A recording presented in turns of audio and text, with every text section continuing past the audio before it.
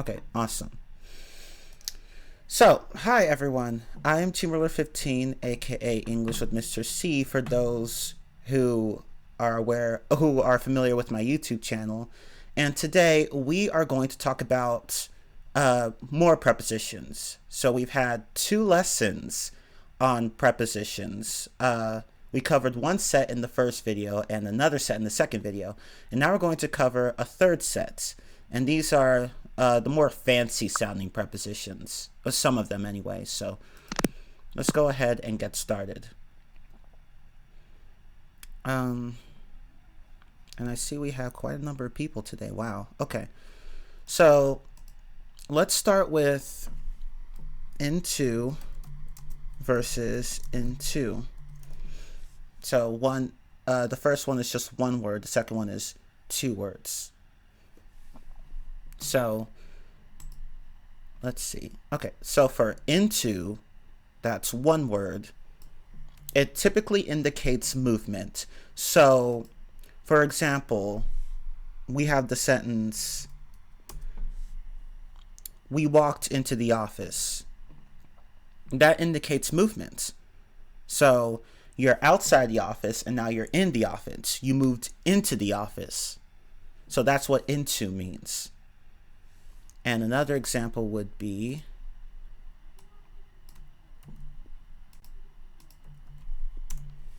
he ran into the building. So, no, I'm not British. He ran into the building, which, well, it's a similar example to this, but instead of walking, the person's running. So again, that indicates movement. He ran into the building. Yeah, I'm not British. Like I don't sound British at all. I'm American. Oh, thank you, Preston. Okay, and of course my boy Mod run the chat here. Okay, let's see. What was I going to say? Oh, yeah. Okay, so that's into. So that indicates movement. But now let's talk about into with the Google notifications.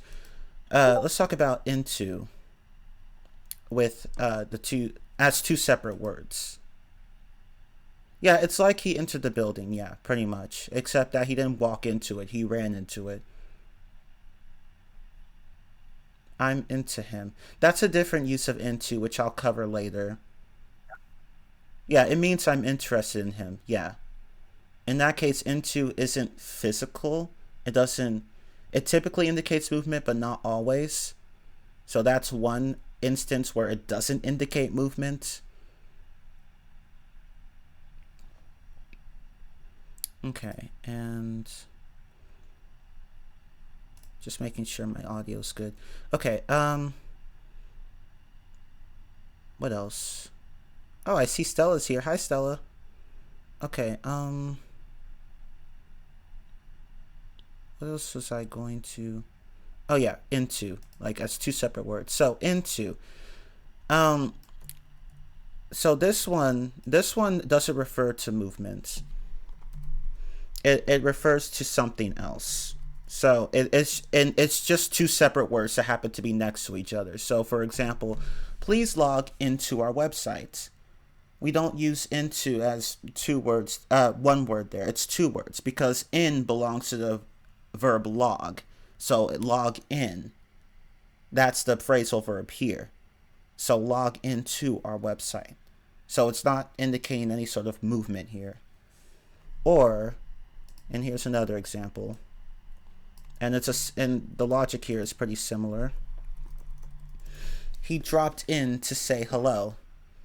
Again, you have drop in as a phrasal verb here. That's next to the preposition to. Or not, it's not a preposition, I'm sorry. In this case, it's an infinitive. But yeah, so here, that's another instance where in and to are separate verbs and they're not indicating any sort of movement. Yeah, exactly. Drop in, log in, come in. Exactly. And a lot of people tend to mix into and into up, they are not the same thing. Let me put a not equal sign here. At least I tried to make it look like a not equal sign. So into and into are two different they're two different concepts. They're not the same thing. Hold up. Someone asked a question here.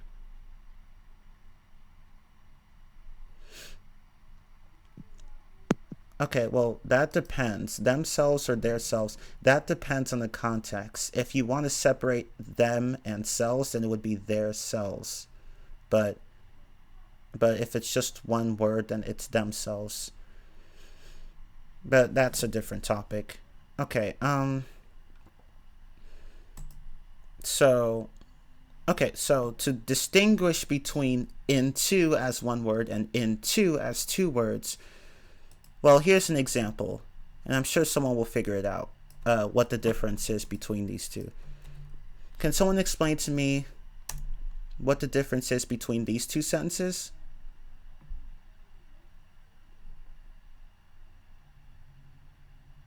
Because they're both grammatically valid, but they mean very different things.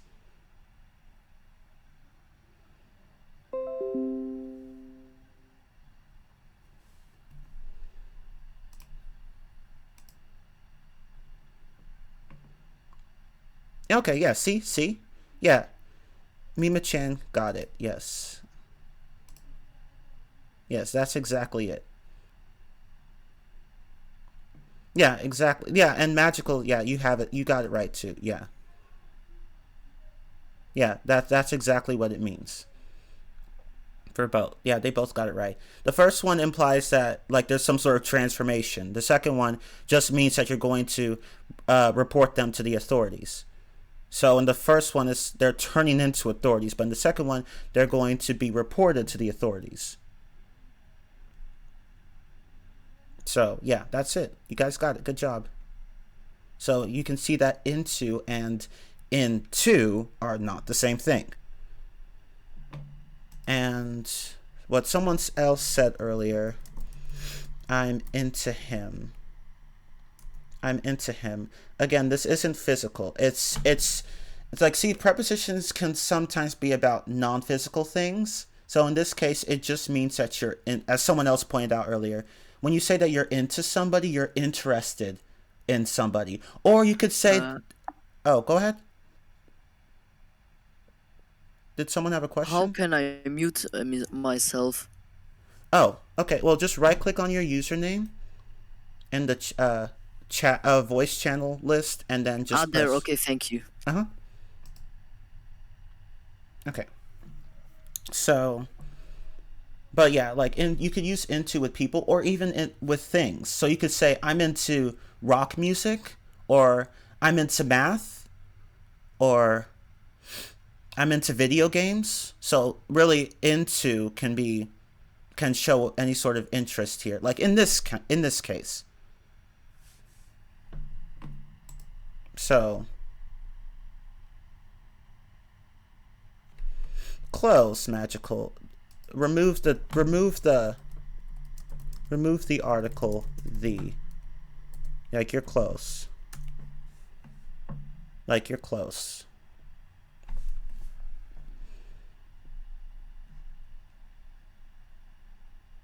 Yeah, someone else just pointed it out, but anyway.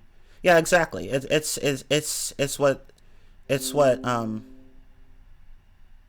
yeah, exactly. It's what this guy just said, trying not to be ignored. It's what he said. If you are into something or someone, you are interested in them or it. Yes.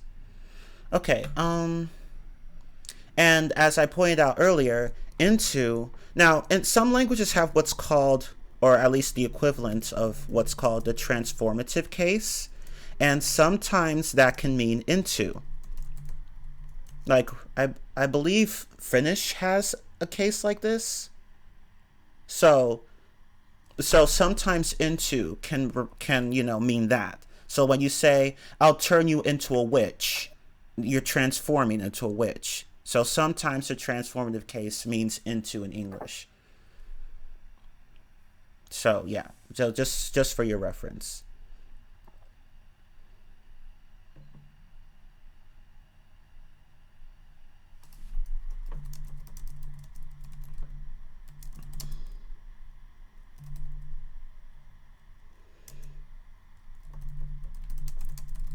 Okay. Okay, so that's into and into. Okay, so before I go to the next preposition, does anyone have any questions?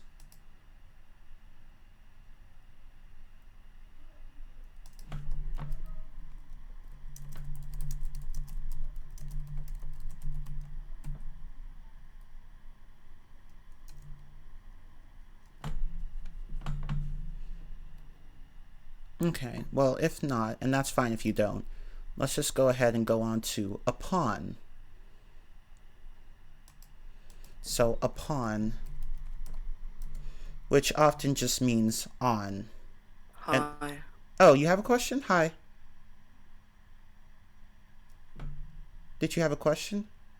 Oh no, sorry, I just joined. Oh, okay, that's fine. I'm sorry. It's okay. It's okay. Yeah, exactly. Yeah, that's the example I used earlier. I'm into math. Oh, sorry. Go ahead, Carlos. You had a question? They're both pronounced the same? Yeah, or the same. they sound different? Into or into? Yeah, they're the same. Okay. Okay. Yeah, you're good. Thanks. Yeah. Uh-huh. Yeah, and because they sound the same, that's why people, natives included, mix these up. But yeah, they are two very different concepts. Okay, so upon, in this case, can often means on. So when you say something like, oh wait, let me use the example I have here. Oh wait, no, I didn't type one. Okay, that's fine.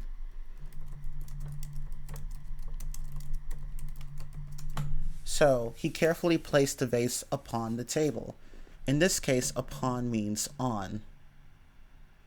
Yeah, and you can also, yeah, it's also used in that case, once upon a time. They sneaked upon the ship. Yeah, that technically works. No, it more often just means on. Though I guess, I'm not sure, like maybe it could mean above in some instances, but normally it just means on.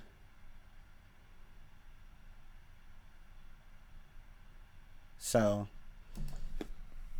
okay, you still don't understand what upon means? Okay, that's fine. So, to provide another example, maybe let me try looking for a different example. Okay, here's one. Too many windows open. Okay, so yeah, upon it most often means on. Usually, not always though. Usually it means on. So in this case, they built their city upon a cliff overlooking the sea. You could replace upon with on here, and the sentence would still make sense. Upon closer inspection. That works too, yeah. Because you could replace upon with on, so you could say on closer inspection. Though upon would actually sound better in that instance.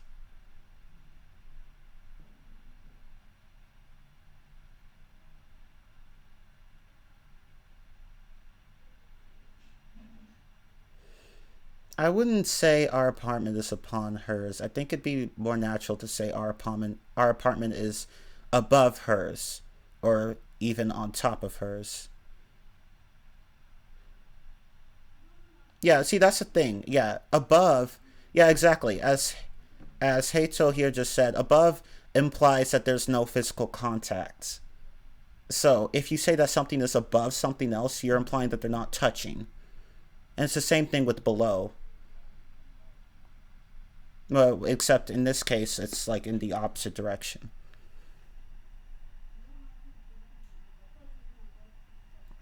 So that's upon and on. Okay, so see, upon is just more restricted in use compared to on, because on can be used for time, whereas upon not so much. Or yeah, like you could say, I'll do it on the weekend, but not I'll do it upon the weekend. That doesn't make any sense. Bro, wait. Go I ahead. need to talk something. Fuck you, bro. Fuck you.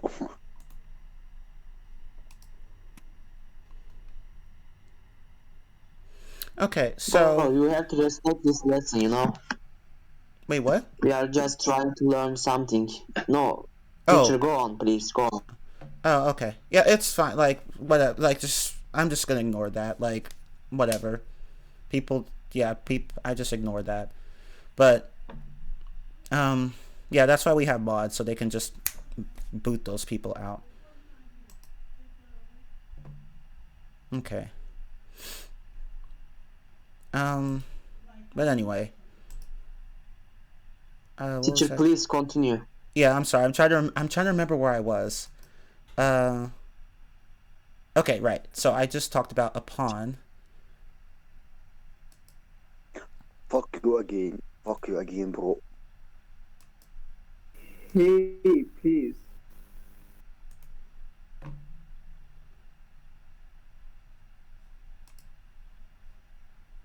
Okay, it's okay. He's muted now. So, whether he leaves or not, I don't care. He's not going to be able to say anything.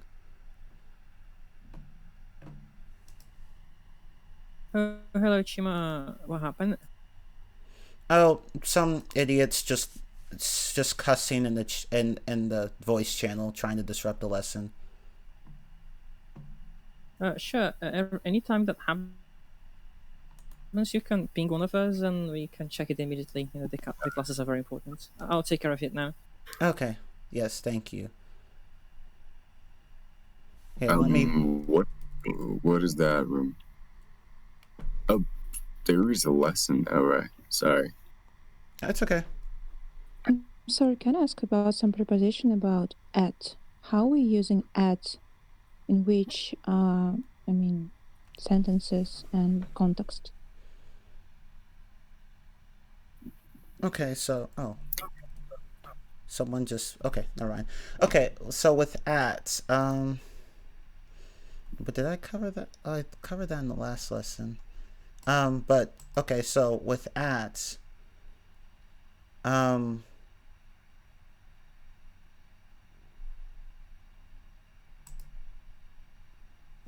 okay, so at,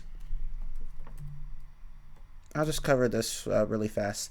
At often refers to physical location. So when you say that you're at the office, it can mean that you're inside the office or that you're standing like outside the office, like at the entrance, like in front of the entrance.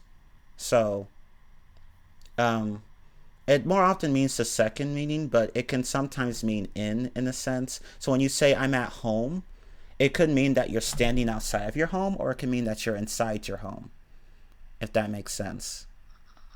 It's like a state in the moment, right? Yeah. Okay, thank you very much. Uh-huh.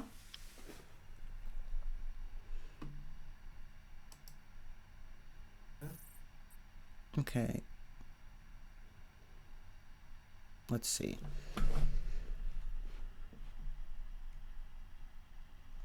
Someone asked something here. Where's the vase? It's upon the. I wouldn't use upon there. No. I would just say it's on the table. I wouldn't say upon the table. Because upon because upon in this case would imply some sort of movement. So when you place something upon something else, well, upon can work in that instance, but like if you're just referring to location in general, like where is the book? It's on the table. You wouldn't say it's upon the table.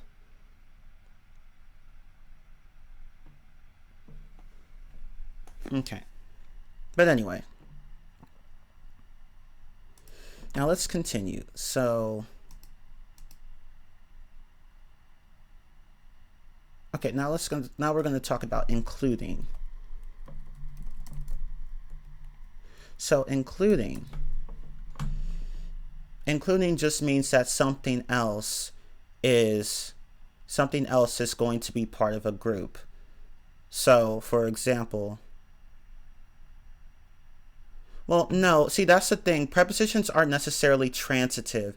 Like and by transitive I mean like you can't just say. Well, I should say interchangeable rather than transitive. They're not always interchangeable. Like there are times where you can use either, and there are times where only one makes more sense than the other. So even though upon usually means on, that doesn't mean that you can swap the two. Like if that makes sense. Not always. You can't always like you replace on with upon. So just keep that in mind.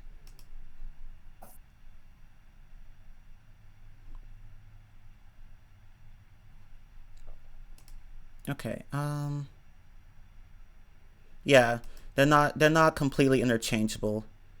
And it's like that with a lot. It's like that with even individual words. Like sometimes you can use two vocabulary words interchangeably, sometimes you can't. So it's just a matter of knowing, like, just being aware of all the possible meanings of a word. I would explain will and were, but that's not really related to the lesson right now. Okay, it's fine. Yeah, try to limit your lessons to what I'm talking about. In this case, it's prepositions.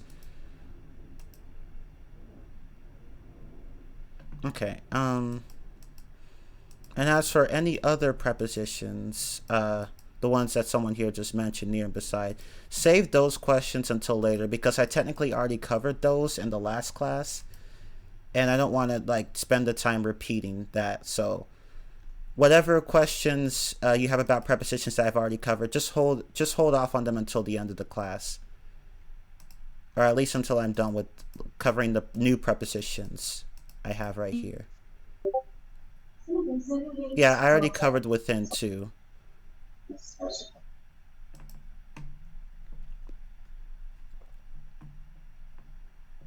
Okay, let's see.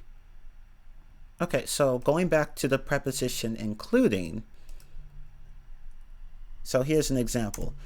No one is allowed to help each other on the exams, including students who already took the exams, meaning that the students who already took the exams are part of the group that's not allowed to help each other on the exams. So including means that something is a part of something else. So it's like you're adding to something else in a sense. So, okay, so as another example would be,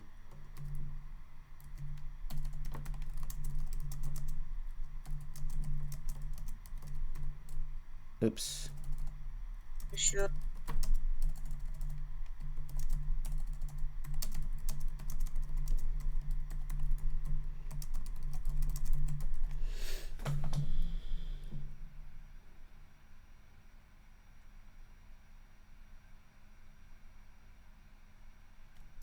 Okay, so another example.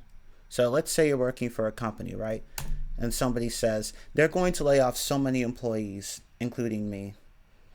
So including me in this case means that you're a part of that group that's going to be laid off. And by lay off, that means that in this case, they're going to let you go. Or in essence, fire you. So that's what including means. And the opposite of including in this case would be excluding. So yeah, everyone can participate, both teachers and students, because sometimes students actually have valuable things to say that actually contribute to the lesson. Okay, what was I going to? Oh yeah, excluding.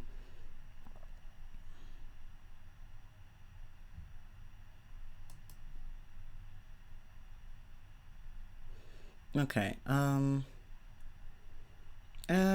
that sentence, I would correct it to say this.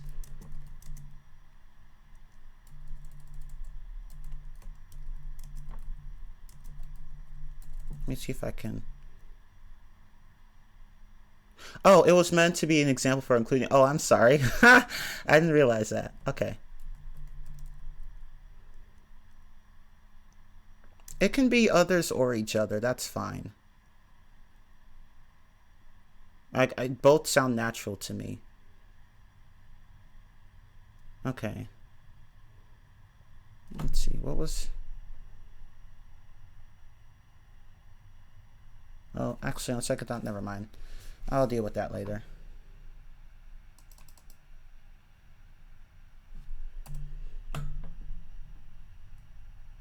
Okay.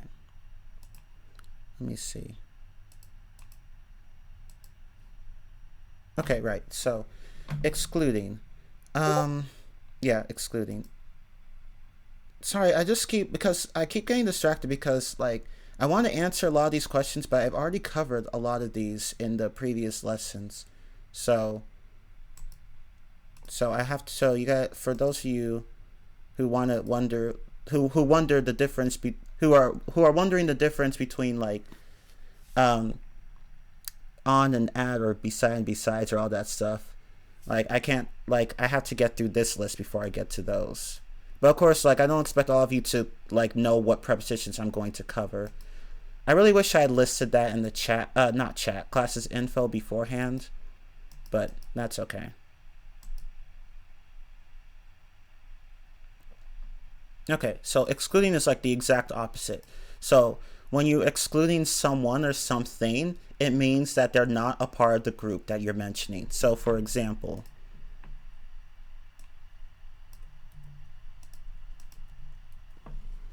everyone will be required to take the final exam, excluding the ones who got at least an average of 90% in the class, meaning that the ones who got at least 90% are exempt from taking the final exam. They don't have to take it. They're not part of the people who have to take it. So that's one example of excluding. Yeah, I love this graphic here. Yeah, exactly. That's exactly what excluding means. But including would be the exact opposite.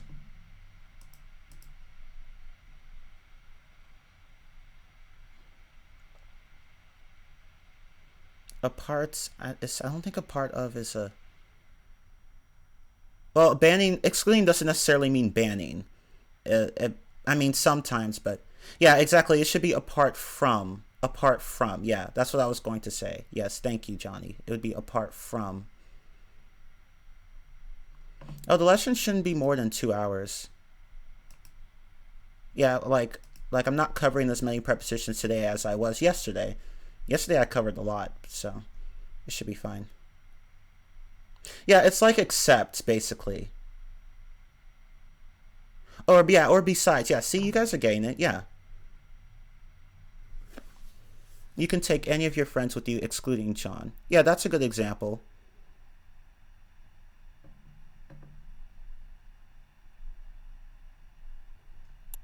Okay, so that's including and excluding. So they're opposites, basically. He was excluded from this course. I guess that can work, although that's kind of a weird phrasing. Like the correct, like you'd need a good you would need the proper context for that. I guess that's not grammatically wrong though. Oh,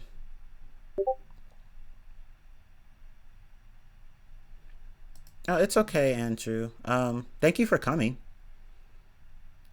Yeah, you can use excluding with yourselves, but in this case, that's not a preposition. That's a verb. Because there's the verb am in front of excluding.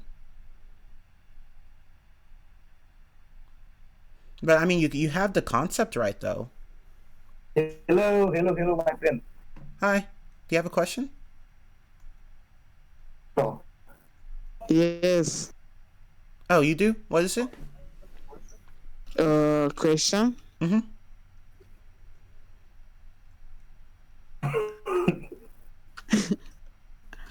Sorry. Yeah. Sorry. Oh, it's okay.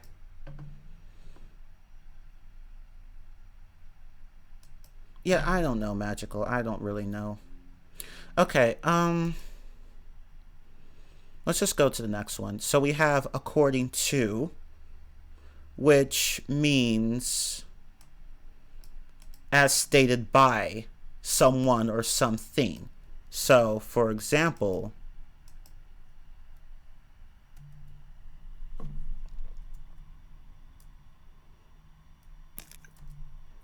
according to rumors, or according to Wikipedia, yeah.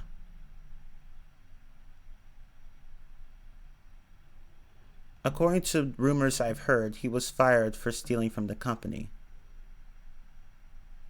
Oh, wait, hold on. Someone pinged me. Can you please repeat the question in voice before mentioning the answer so everyone understands what question you're answering? Oh, you want me to repeat? Okay, sorry.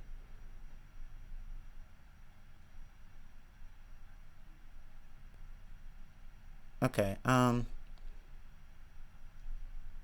yeah, I heard you say something like about I read that earlier, but I was trying to read all of these.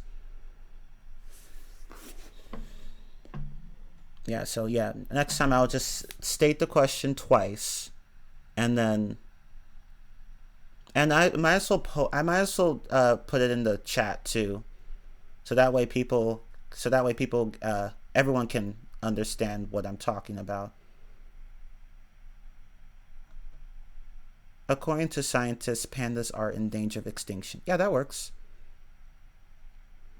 According to me, I am a lovely person. That works. A bit weird, but it technically works. According to my gut feelings. That works. Although that really should be, gut feelings here should be two separate words.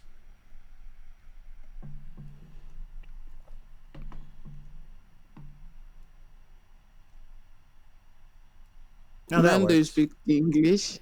Huh?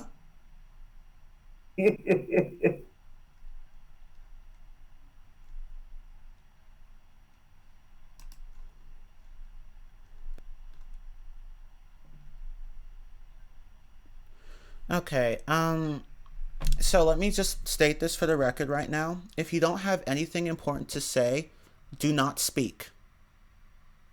Because I've had several interruptions already. Just do not talk unless you have something important to say.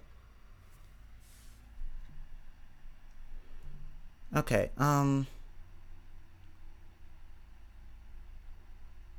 is a comma necessary after using according to?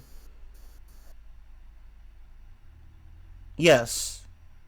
Yeah, I would say so.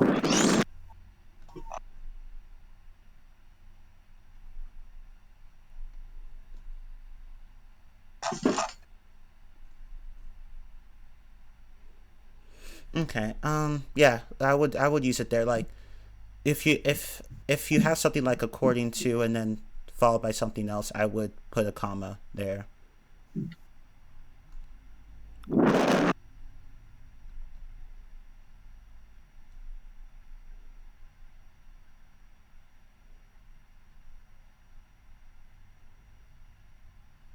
Oh, that's actually a good question. The difference between according to and in accordance with. Hold on to that, because I'll cover that later. Okay,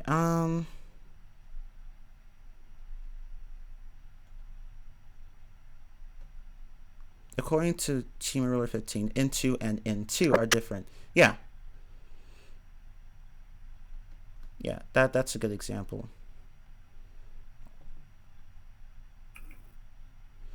Okay. Oh, yeah, it's just as Johnny Silverhand said here. In accordance with is used to express compliance with authority or regulations. And it means in conformity with. Turn off your mics! It means in conformity with or in compliance with. So, yeah, or it could be, yeah, and according to is used to attribute words to someone. Like a source of information, basically. Or, yeah, the words that someone has spoken or written.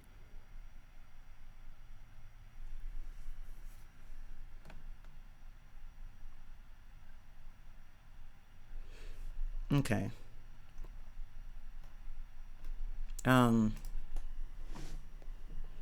Let's see. Okay, so that's according to. Yeah, maybe I should just do that, because this is getting ridiculous.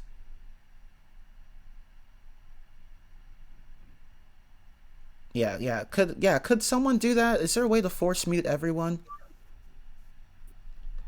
Yes, there is. Okay. If you can edit like the like Discord settings on this voice room, you can turn off for everyone to they cannot speak. Yeah, let me do that.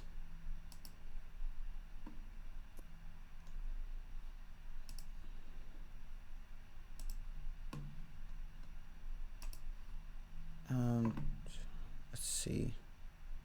If you have admin rules, so you can choose everyone, turn off like speaking, and and you can talk, and everyone cannot. Though we should notice that if you just change the settings, it will affect the people who will join the class, and we who are in the class will have the control on our microphones unless we just leave and join again. Okay.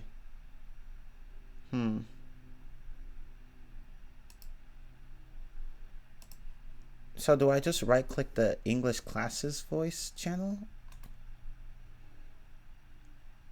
to force mute everyone? Hello. If it's useful, but I would like to point out that you can turn on your mic. As a classmate, I'm telling that. Can anyone help me? I can't speak other channels because I'm mute. Hey, I'm new here, so I don't know how it works. Teacher, if you have the access to change the permissions of the voice channel, you can just go to the settings for English classes voice channel, and then in the permissions, there's an option which is named as speak. You can just put that on, just disable it, and when you save it, any other person who tries to join will be force muted and cannot talk. Okay. Yeah, that's okay. So that's what I thought, because for some reason I'm in the edit channel, but I don't see the permissions tab, just overview and invites. It's because you do not have the permission to manage channels, and I guess our moderator can do that. Oh, okay. Or administrator. Yeah, I would need those permissions because I had them before, but now I don't for some reason.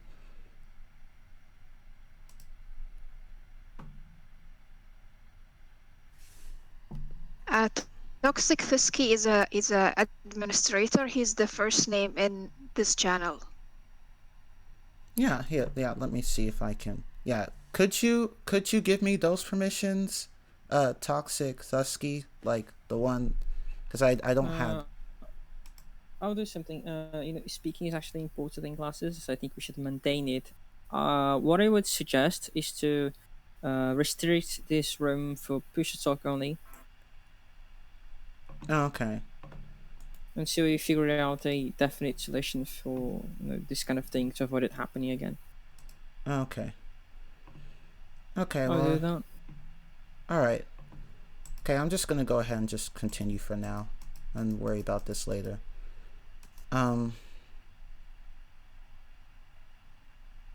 Okay, so let's go ahead and I believe I was talking about according to. So okay, so anyone who had questions before, yeah, just ask them again. I'm trying to keep track of all these questions. Can I ask a question? Yeah, go ahead. So how do we improve our accent? That's do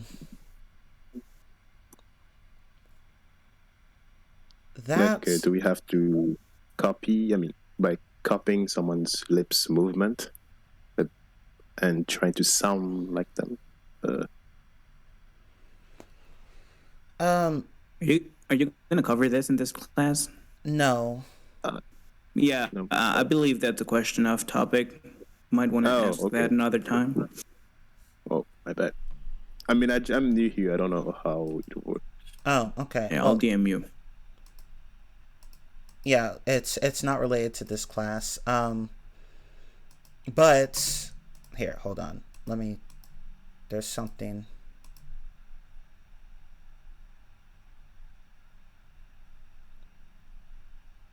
Let me just post this for the record. Oops, let's see.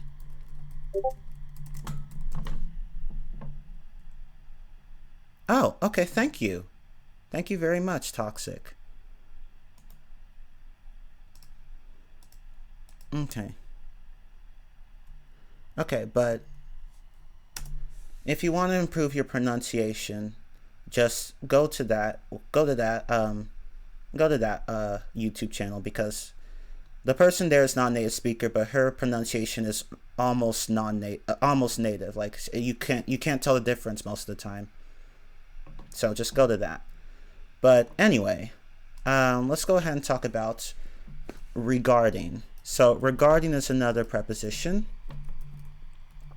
and it means it often means about, like when it comes to topics. So like for example, here, let me post the example I have here.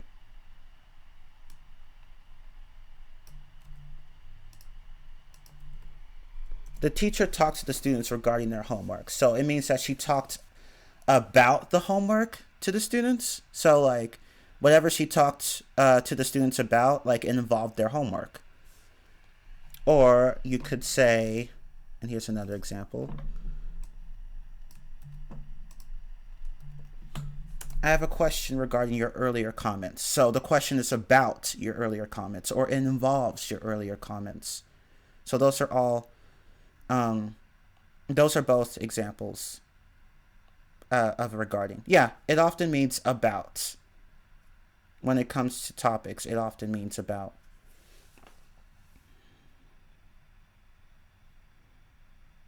I don't think regarding could work there. Mr. C is teaching us regarding some prepositions. I don't think it can work like that. I wouldn't use it there anyway. This letter is regarding your exam failure. I wouldn't use it there either. In that case, I would just say about. Or this letter concerns your exam failure. Okay, let's see, what else? Oh, right, I forgot. So Johnny's mentioned something important earlier. So, going back to according to, sometimes it can mean in compliance with. So, for example,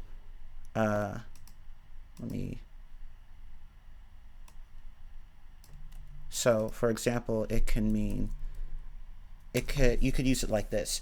She always did everything according to the rules. So this means that all of her actions were in compliance with the rules, or corresponded to the rules. So, yeah.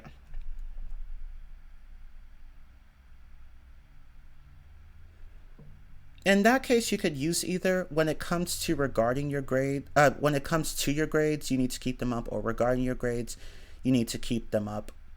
I mean, even in that case, you can use either. But as to whether or not they're interchangeable, I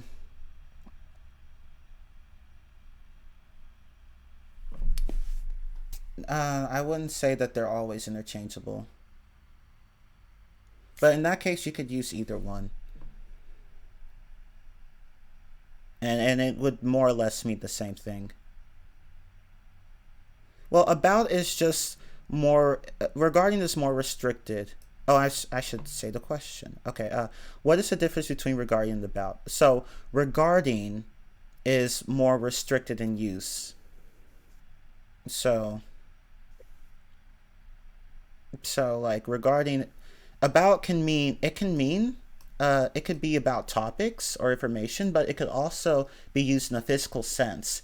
So when you say this ball moves about an axis, in that case you can't use regarding. So yeah, just be careful with that. Regarding, and again, it's just how some of these prepositions work. Like, regarding regarding often means about, but it doesn't work the other way around, if that makes sense.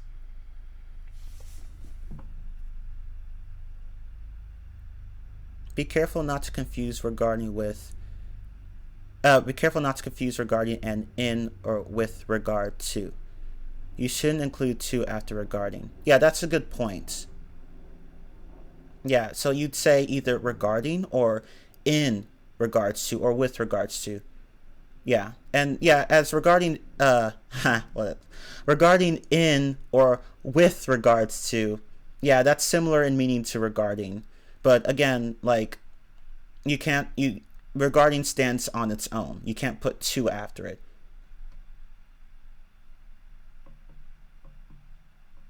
Yeah, neither basically means not either.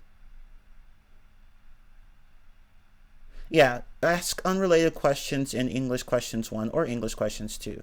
Or for more potentially, for topics that are, potentially inappropriate, then you go to the English Questions NSFW channel. But anyway. Yeah, that's correct. Please send any questions regarding support below. Regarding, related to something or somebody. Yeah, that's a good definition for it. Regarding the word regarding, we don't know how to use it. Clever. Okay. So,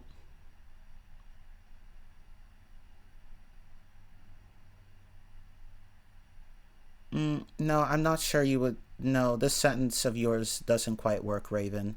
According to his last statement, the letter regarding the love note for his parents in it. No, I would just. No, like, for one thing, there's no verb in that sentence, so I have no idea what exactly the subject is doing. And, I mean, it could work, but, like, there's no verb in that sentence.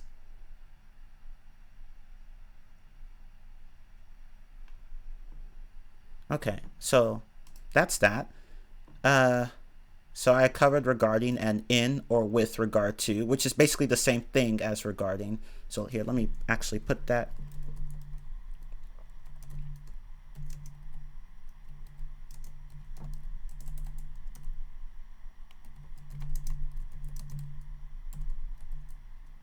No, why did I put a not equal sign there? They're pretty much the same thing.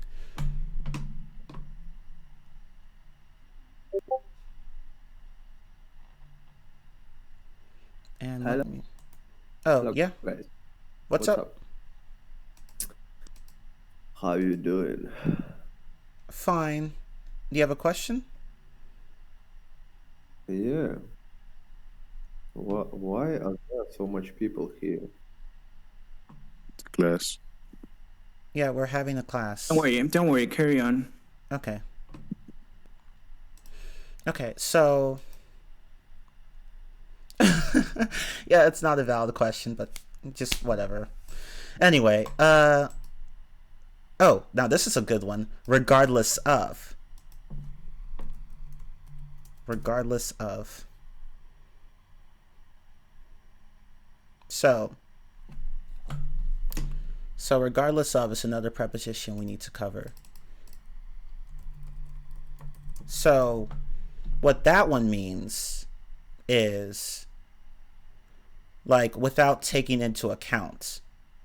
So it's like, so it implies a sense of this thing doesn't matter. So regardless of what the teacher said, some people are still asking stupid questions. Yeah, there you go. See, that's perfect. I love this. Let me put a plus.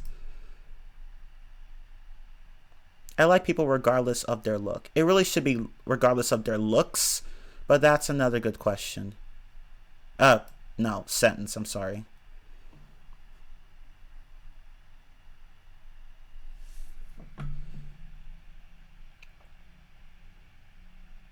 I like people. Well, it really should be I like you say I like the people regardless all their flaws. It really should be I like people regardless of all their flaws.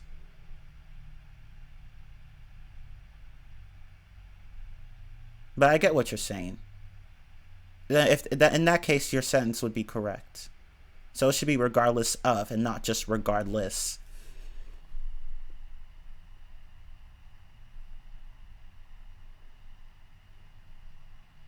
Regardless of what you do, don't join the street gang. I'm not sure that would work.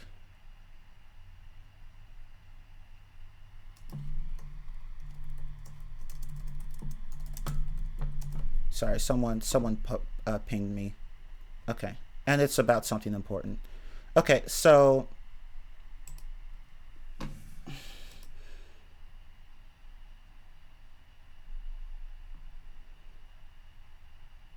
let's see.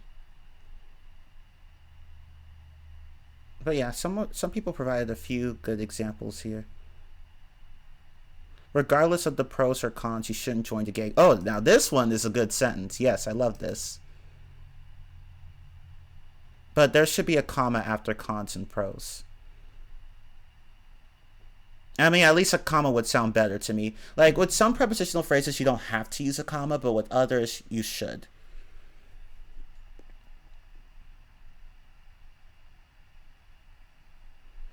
That's kind of a weird sentence. What you say here, magical. Regardless of what you say, it's being logical or not, they are not going to listen to you at all.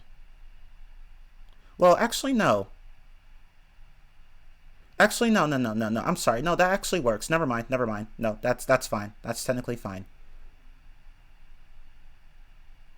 Regardless of the current situation, you shouldn't go outside without a mask. Yeah, see? You guys are getting it.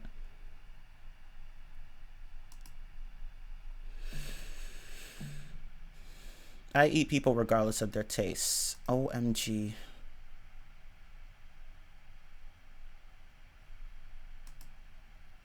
But anyway, I mean, that technically works.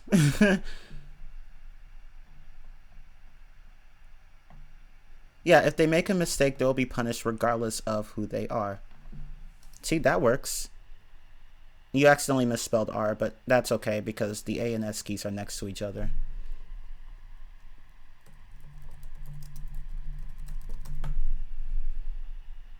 Okay, so you guys get the idea. Okay, so now let's talk about, and we were talking about regardless of. Now let's talk about in addition to. In addition to. Well, like I say advanced because some of them are kind of from Latin. A few of them are from Latin, and a few of them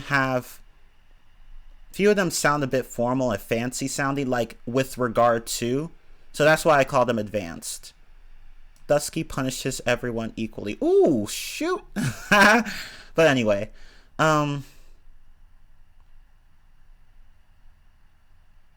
it's like, yeah, exactly. Gavel. But anyway, what was I going to? Oh yeah, right. So, in addition to. So, in addition to. Okay, so that means. So, in addition to. What the hell? Go away. Sorry, something just popped up.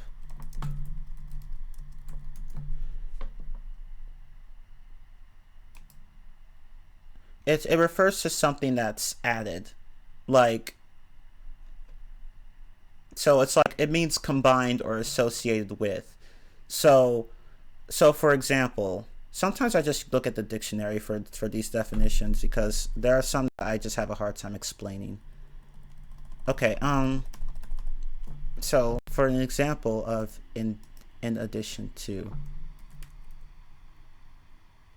Oh, yeah, some people have provided good examples. So let me read those. In addition to the current situation, my level in English is getting worse. Oh, don't say that. In addition to cold weather outside, there's also There should be an is there. There's also rapid wind. Yeah. The weak students should do these pages in addition to the ones I mentioned before. That works. He's a good speaker and lecturer in addition to his experience. That works.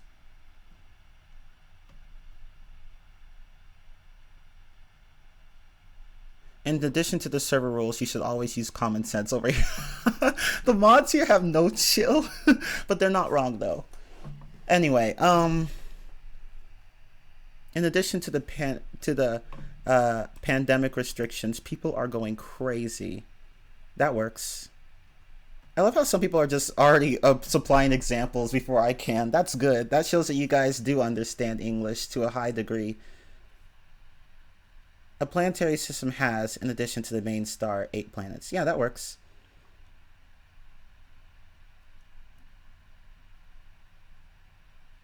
You can speak French in addition to English.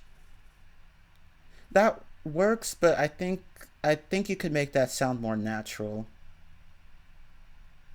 But here's my example. So, in addition to soup, several salads were served. So, in addition to means combined with, basically. Yeah, exactly. I'd say and there. He can speak French and English. Or you could even say he can speak French along with English. That works too. But in addition to, I mean, that works there, but it just sounds weird.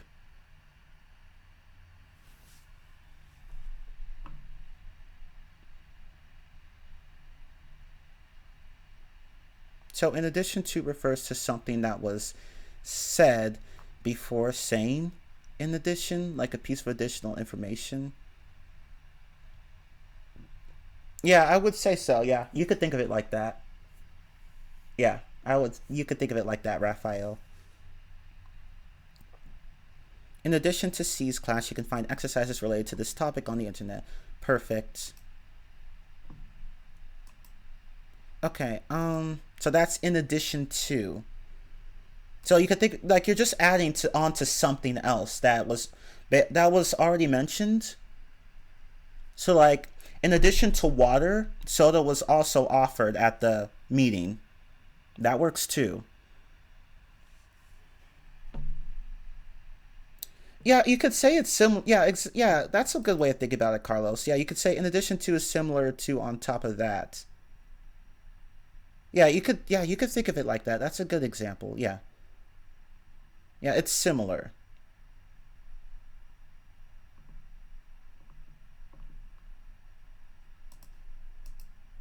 Okay, so now let's talk about, and if you don't understand these now, don't worry. Like the more you learn English, the more you expose yourself to English, I mean, the more the prepositions will make sense.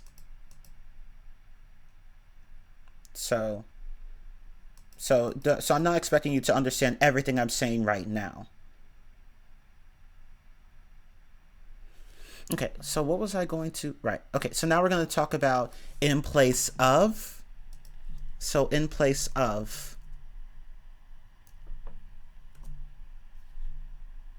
In place of. So in place of implies replacement. So when you say, hold up, let me, what the heck, my computer's, oh, okay.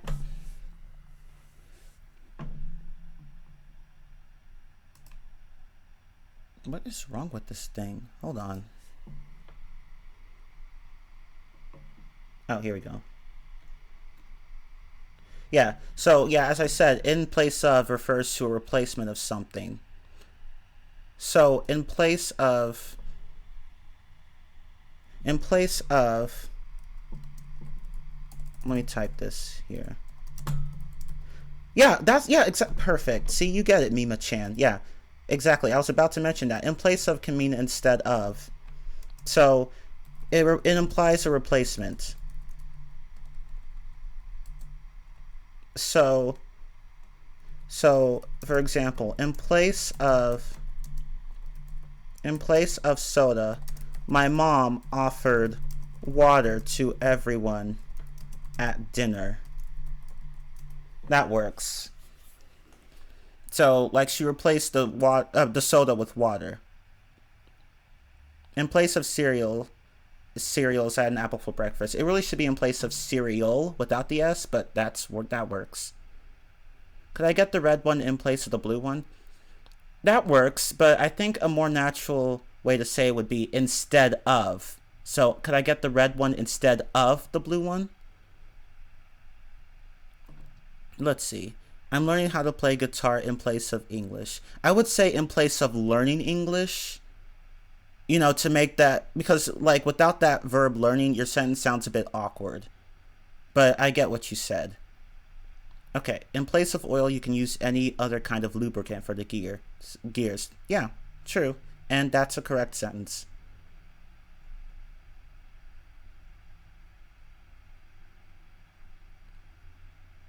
In place of playing Fortnite, I'm going to play Warzone because all my friends are there. Yeah, that works.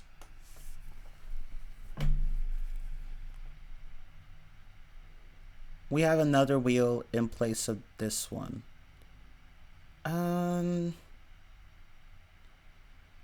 I guess that can work, but I would just say, I would think instead of would be a better fit there. But no, I'd say except would make that sentence sound even worse.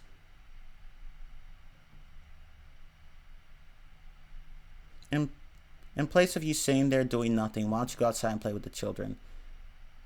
That works, but again, this is another instance where I would just say instead of. Instead of would sound more natural. So you could say, instead of just sitting there doing nothing, why don't you go outside and play with the children? So sometimes instead of sounds better than in place of. In place of noodles, I decided to make pasta for today's dinner. Perfect.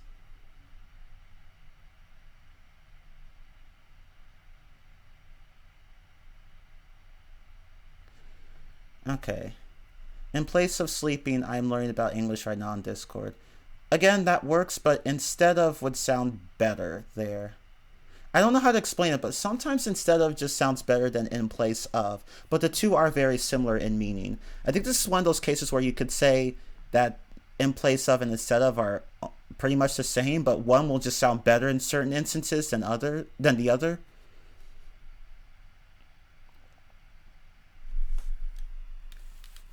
So I think it's just a matter of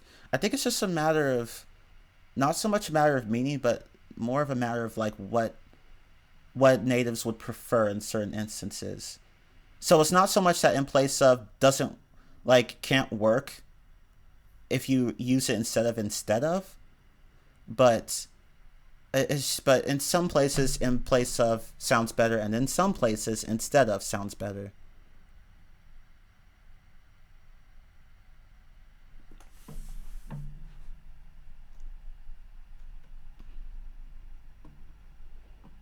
Okay.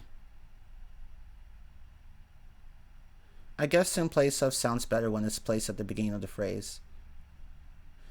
Yeah, I guess that's kind of how it works.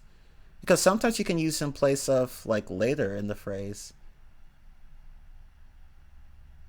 But yeah, I think in place of does tend to sound better at the beginning. So I think you could be right there. But honestly, I'm not sure. I tend to hear instead of more than in place of. Yeah, that's a good point. I would say in place of the company, a fun fair was built. And hold on, my mom's calling me right when I'm having a lesson. To be fair, she doesn't know, so I'll be right back.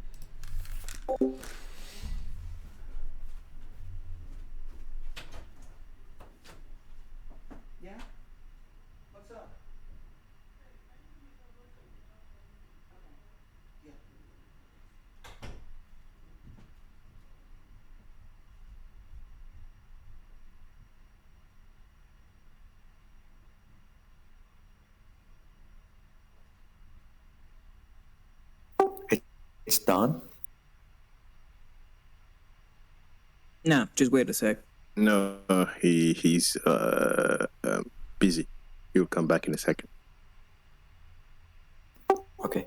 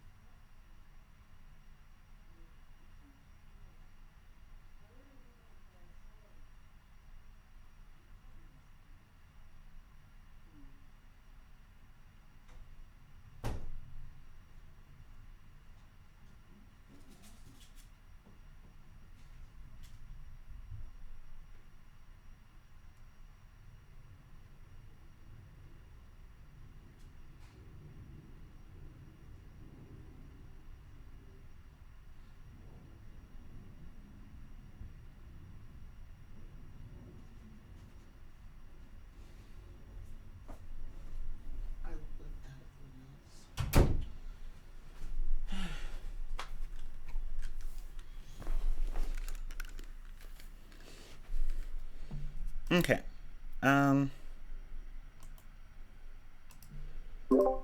Okay. Yeah, okay. Sorry, I'm back. Oh, see, Trev Bloom beat me to it. I was about to correct that sentence. Oh, thank you, Magical. Okay. Oh, thank you, Mima-chan. Yeah. So I'm back. Let's see. Okay. How far? Okay, it's good. It's just been an hour. Okay, good. No, it's okay, Trev Bloom. No, I appreciate your corrections. And the corrections of other people, too. Native or non-native. Okay, so that's in place of and instead of by logic. So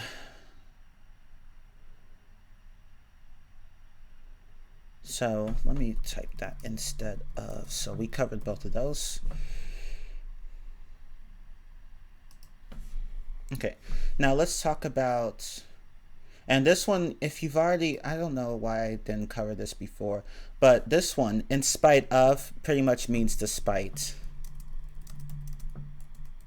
They're pretty much the same thing. So,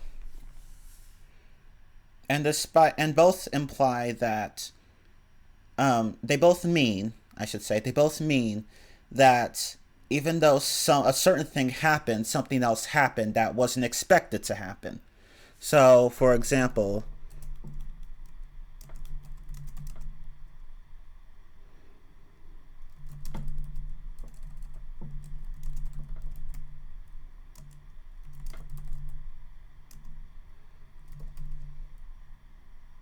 no, I'm trying to think of a good example here. Hold on.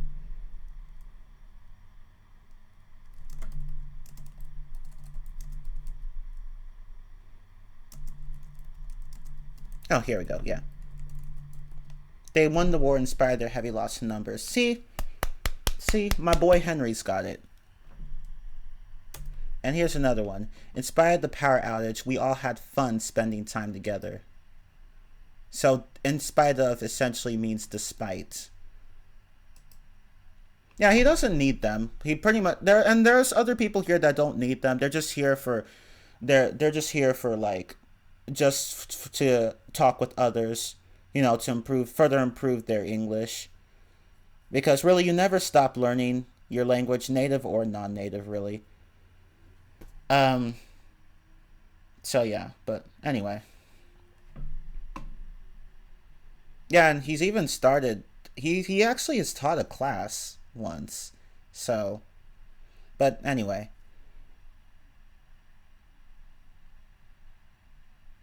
Despite the class should have started before 10 minutes, the teacher still isn't here. I don't think that sentence grammatically works. You could say, despite the fact that the class should have started 10 minutes earlier, the teacher still isn't. Well, no. I don't think that would work either. Because despite, it's supposed to imply an outcome that you didn't expect. So despite wouldn't work in that instance. No, despite of is never correct. You just say despite. You say either despite or in spite of. Yeah, exactly like this. He got away from the police in spite of how many patrols were chasing him. Yeah, that's perfect. Although I wouldn't put a comma there. The comma doesn't need to be there. Despite the fact that I was correct, there should be a that before I. Although I guess you could omit it, but putting it in would sound more natural. Despite the fact that I was correct, moderators still banned me. Despite being French, I love speaking in English. That technically works.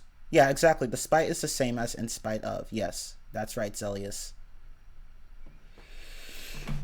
Despite, it really should be despite all the bad things that I've been through.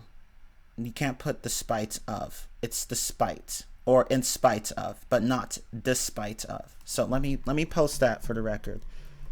Despite of does not work. But you can say despite or in spite of. But you can't say despite of.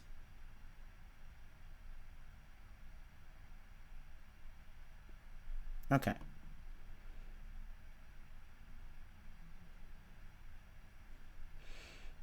Okay, so that's in spite of. And now we're going to go to...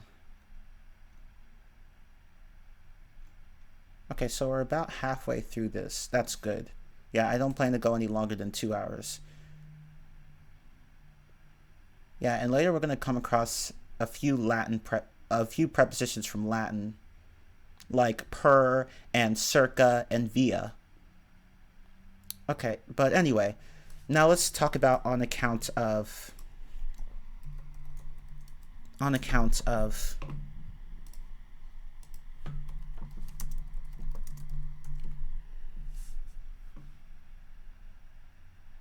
So, what that means is, well, V is one of my favorites. Oh, okay, cool. Yeah, that works. Despite this being my first experience in the class, I didn't feel uncomfortable or confused at all. Okay, good. Yeah. Don't say despite of. That just sounds really bad. But anyway, no, on account of means because of, basically. So, for example, you could say,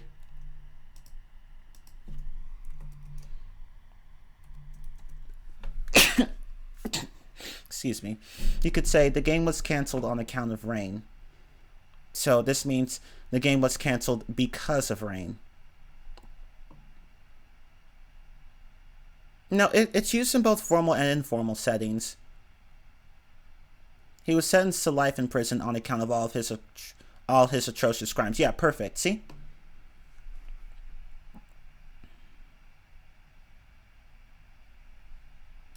Hold on, let me look up something. I think there's something I should point out here, but I want to confirm it. Something involving the Spanish language, because I think I might know why some people make a certain error.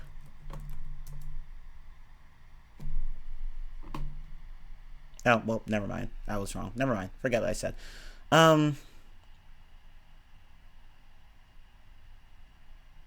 Yeah, never mind. Forget what I said.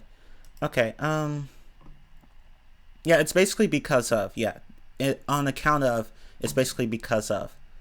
On account of failure, I started studying more. Yeah, I guess that can work.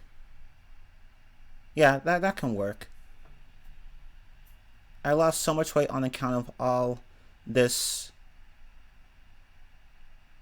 I would say all this working out.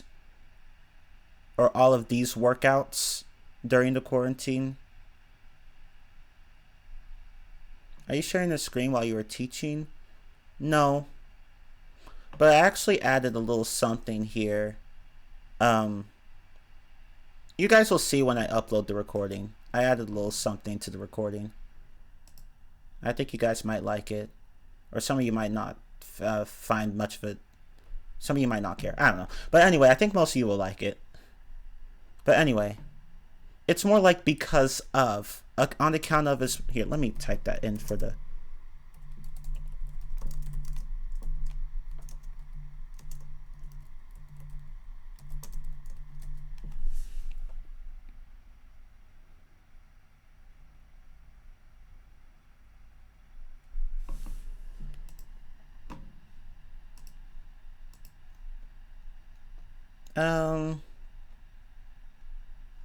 Owing to, does that work?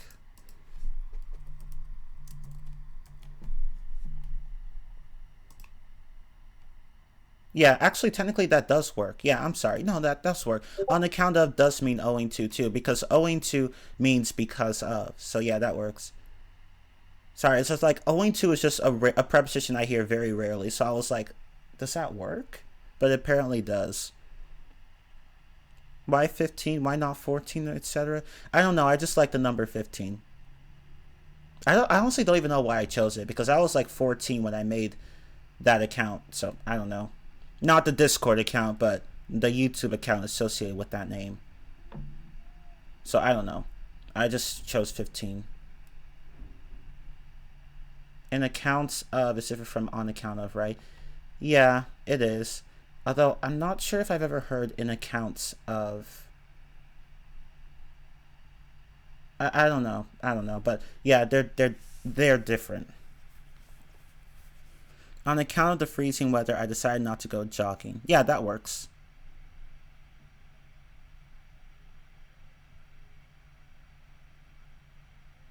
Well, no. I would say no. In this case, they're not phrasal verbs. They're prepositions.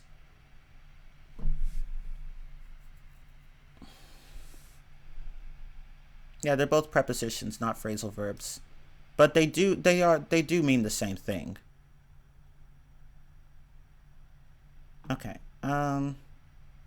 There's no difference between in spite of and despite. They're the same thing.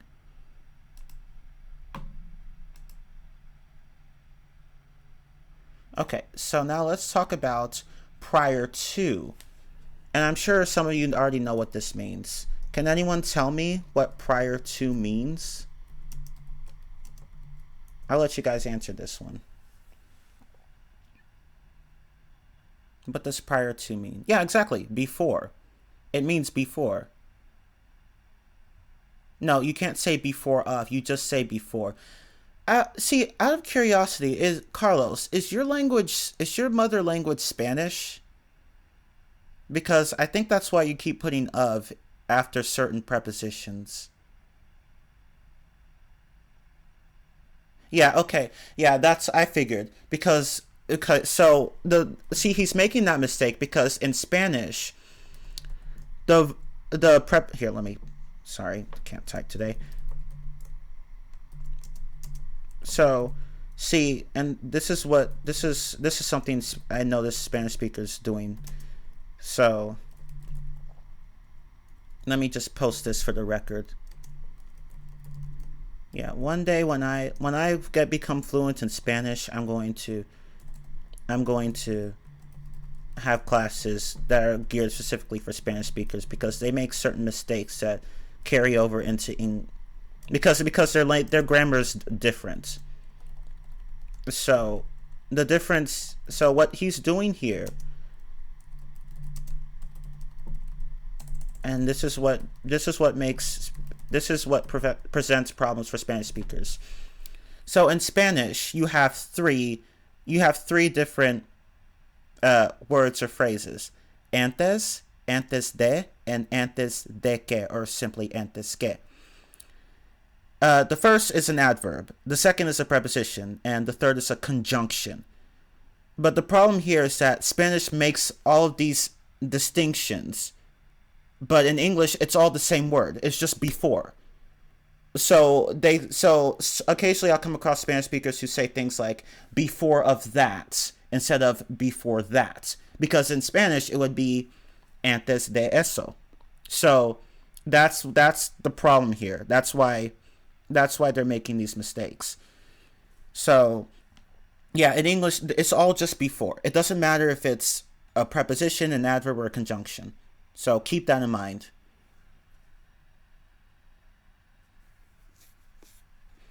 Okay. Yeah, and it probably works like that in other languages as well, like other Romance languages like French or maybe Italian. Like, because again, prepositions are just funky in both the Germanic and Romance languages. So be careful with how you go from one language to the next. Don't translate too literally. Yeah, exactly. Yeah, see, it's just translating literally. Don't translate literally. Sometimes you can, but more often than not, you shouldn't. But anyway, yeah, prior to does mean before. So, okay, let me go back and read some of the examples you guys posted. Okay, so prior to addition of acid into water, acid must be diluted with an organic solvent in the synthesis of high explosives. It's fancy, but that works. Brush your teeth prior to going to bed. That works, but that sounds kind of weird. In this case, we would just say before. But prior to does technically work there. In addition to what you said, of course, you meant that to be an example, like in addition to. So, but yeah, that does work, Henry. Yeah. Okay. There was lightning prior to thunder, not prior of thunder.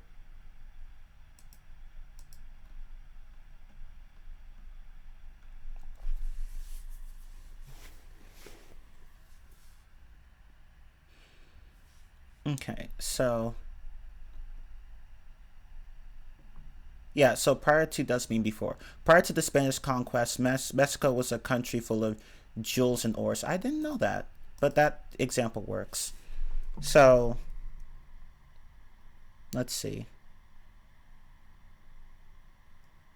Yeah, be really careful with how you translate from language to language. Translate idiomatically, not literally.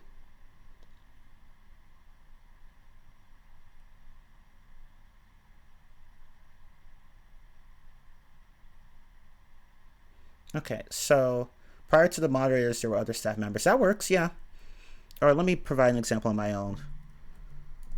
Prior to the prior to the snow, oh wait, prior to the power outage, there was a snowstorm. Prior to COVID, I used to hate going out. That works. Or prior to the COVID pandemic, or just quite simply prior to the pandemic. If you're talking about the most recent pandemic, I used to hate going out. Yeah, that works.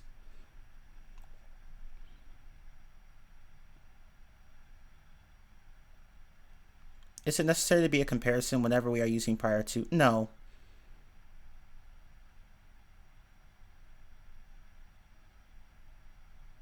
Okay, yeah, I'm assuming that ESP refers to Spanish or Espanol or whatever.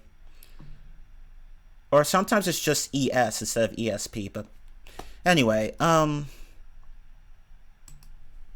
that's prior to. I'd witnessed his suspicious behavior the prior night.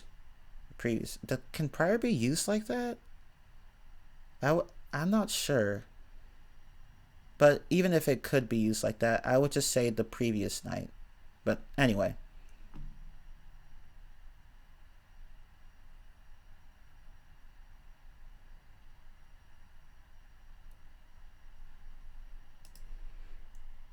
Prior to the thunderstorm, there was a great sun. And that technically works, yeah. Yeah, that's what I was thinking. You could say crisis in place of pandemic. That works. I think that works. Assuming that you have the right context, because a crisis isn't necessarily a pandemic. But anyway, now let's talk about notwithstanding. The night prior. Yeah, okay, that makes more sense. Yeah, I wouldn't say the prior night. It would just be the night prior. Yeah, like you'd have to put prior after the noun. That sounds so much better. But let's talk about notwithstanding.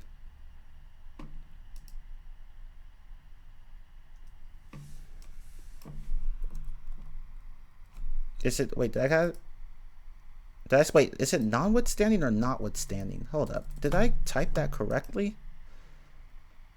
Notwithstanding. My bad. It's notwithstanding. I was like, wait, I'm sorry. It's notwithstanding. Notwithstanding with a T. Yeah, notwithstanding. So let's talk about notwithstanding. I thought it was misspelled.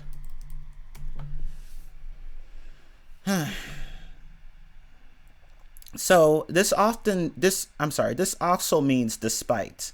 So notwithstanding also means despite. So here's an example. But it sounds kind of fancy, so, but it can work. So for example, you could say,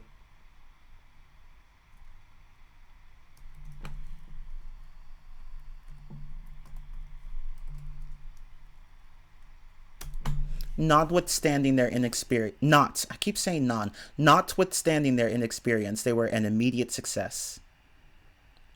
So in this case, notwithstanding means despite. So you can replace notwithstanding with despite their inexperience or in spite of their inexperience. Is it also like regardless? No, I wouldn't say so. Yeah, exactly. Notwithstanding, it equals despite.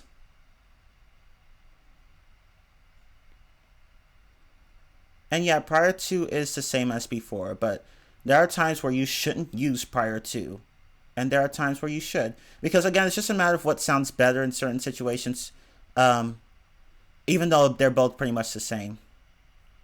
Yeah, exactly. Yeah, thank you for posting that. Yeah, and you can even place notwithstanding after nouns. So you could say injuries notwithstanding, the team won the semifinal.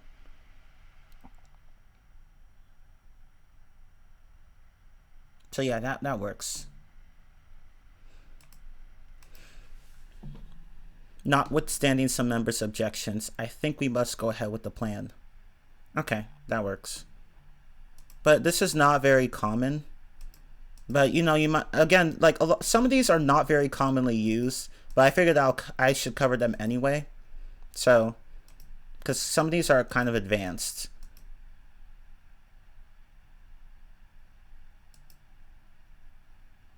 Yeah, it's not very common. Notwithstanding, isn't very common, but I have heard it occasionally. You're not going to hear it very often in casual settings, more in informal settings. Cancellations must be received at least 10 hours prior to the planned arrival. Yes, that is perfect. Yeah, that can work.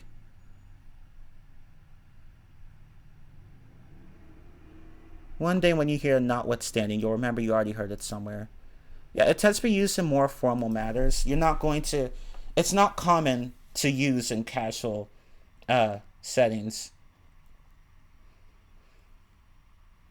But anyway, notwithstanding the inconvenience, we did it. That technically works, though. It should be notwithstanding and inconvenience, not inconvenience. But that works, yeah.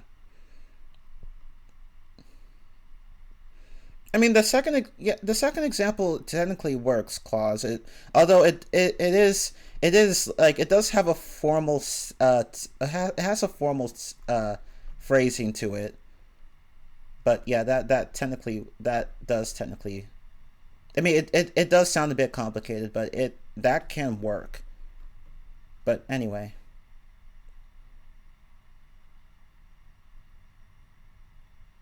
Yeah, exactly. I keep saying non. Notwithstanding means in spite of.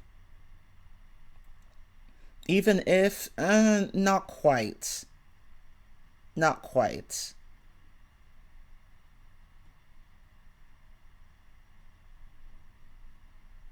Yeah, that's the thing. It sounds stilted. Yeah.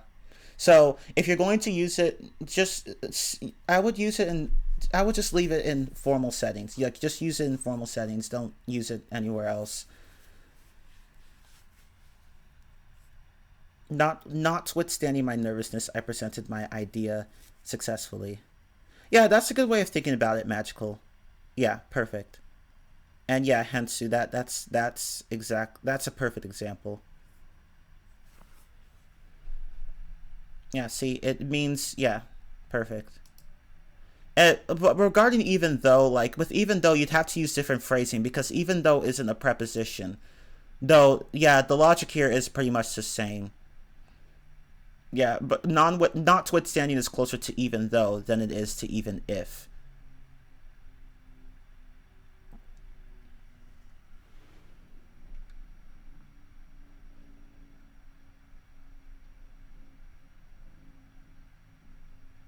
Okay, what was I doing? Okay, yeah, so that's notwithstanding. Ooh, now let's talk about, I think this one's Latin. I believe it's Latin. Pretty sure it's Latin.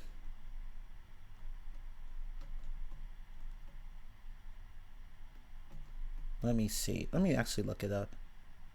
Yeah, it is Latin. Okay, so now let's talk about per.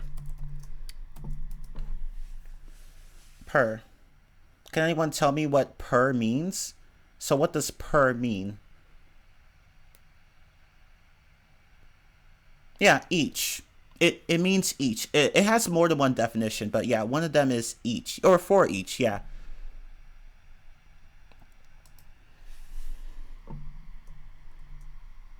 Yeah. I bought two toys per child. Perfect. Yeah, perfect. That works.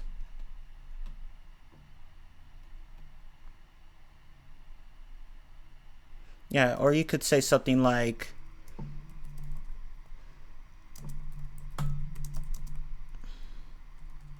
this soda is, let's say, $2.50 per 12 pack. That works too. I really should hyphenate 12 pack. Okay.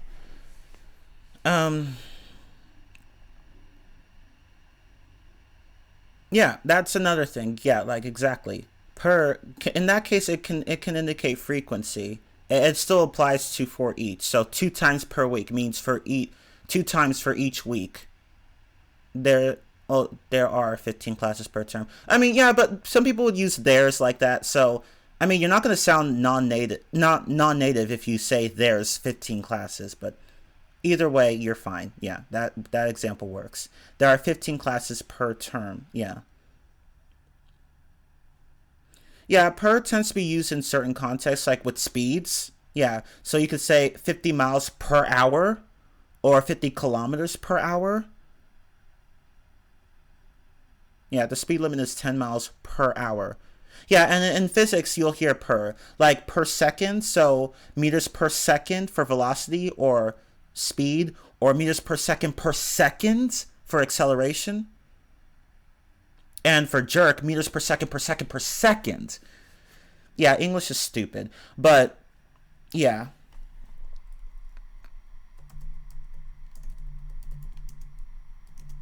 So to show you how dumb English is, I should say displacement, not distance. Whatever. They're different. Whatever. I don't care. Okay, so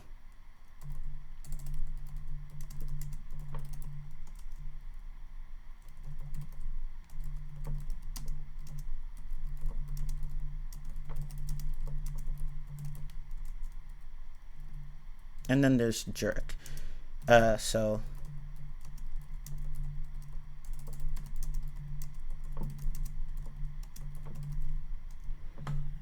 yeah, so yeah, you got displacement for meters for displacement, meters per second for velocity, meters per second for acceleration, and meters per second for jerk. And yeah, like and what this means is that they're all just time derivatives. But anyway, yeah, that's the context where you'd hear per in physics. It's more confusing rather than being dumb from my perspective. Yeah, you could think of it like that. Yeah, jerk can mean it often means like it's often an insult, but in physics it's a time derivative of acceleration. But anyway, I digress. So oh,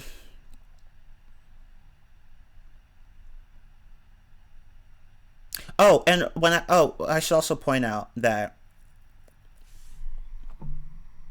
so when I say meters per second,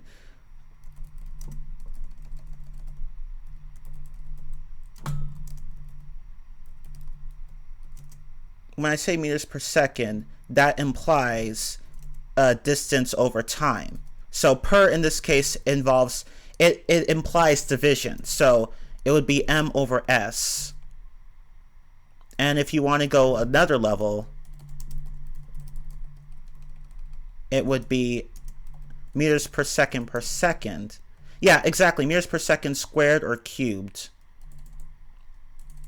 So instead of meters per second, you would just say meters per second cubed. Squared, I'm sorry, not cubed. I can't physics. I'm sorry.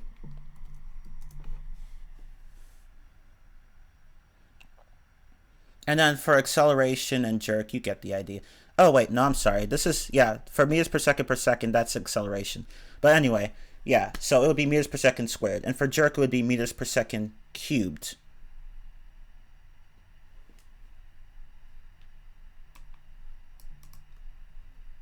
So per implies division. So when you say, okay, so actually no, never mind. That example won't work.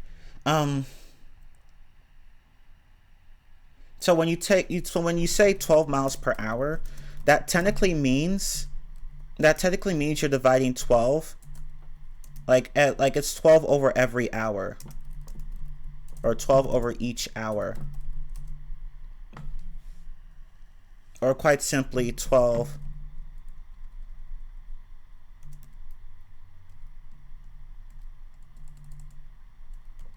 12 mph, 12 miles per hour would just be 12 miles over hour. So that's technically division.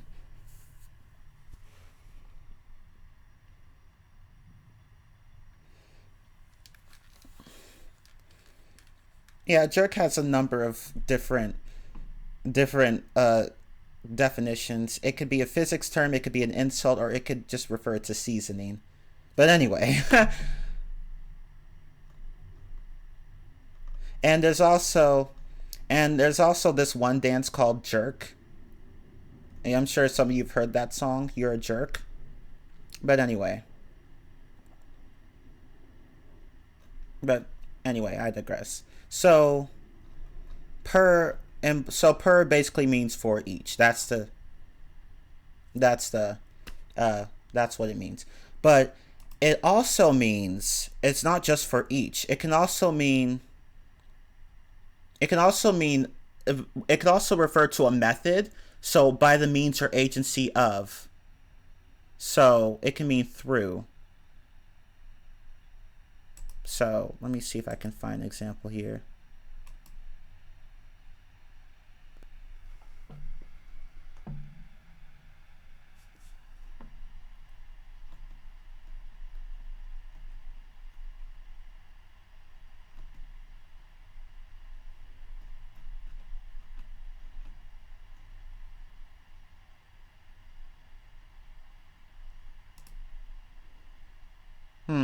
I'm trying to think of an example for this one.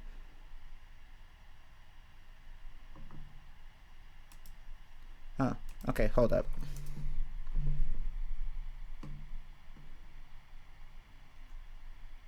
Oh, okay. Oh, that's actually kind of an archaic usage. So you could say something like send the mail per express. Essentially per here means by. Per express in this case means by express. So per can mean by, but it's I don't think people use it like that much. So yeah, so keep that in mind. That is one definition that works.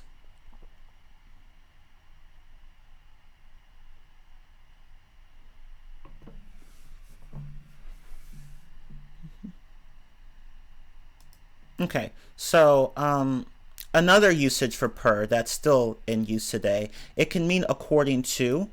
So per can mean according to. Let me type that in the chat. Yeah, per Wikipedia, that works. So you could say something like, per the regulations, we are not to drink the tap water.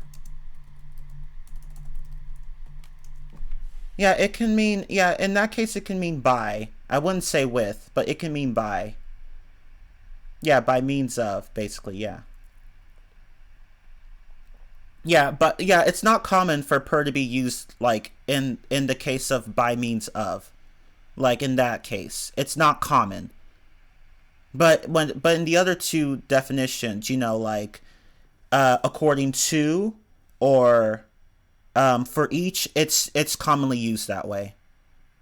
Is it acceptable to use the archaic meaning of words? It depends on the word. It depends on the word. Some archaic meanings may still be occasionally used, but again, it's only occasional. Others are just flat out not used anymore. So it depends. Like it depends on how archaic the definition is. Archaic just mean, it doesn't necessarily mean old. It can mean out of style or just not commonly used nowadays. But like yeah, that's what they mean by archaic. So yeah, obsolete. Yeah, that's a better word for it. Obsolete.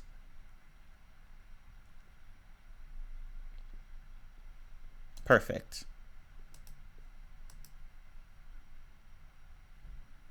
Wait, there's a fourth time derivative for displacement? What the heck? but whatever. I'm not a physics major, but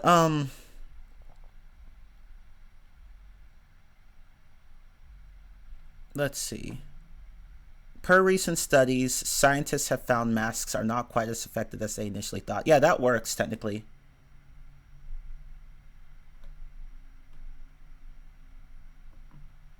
This is becoming a physics class. Yeah, sorry. Like I'm trying to, I just wanted to express one example with per, and I think I got everyone excited for physics. But anyway, but yeah, I don't want to get us to get off topic for too long anyway. So but yeah, per has multiple meanings. So it can mean, here, let me summarize what these definitions are. I should have been doing that this whole time, but whatever.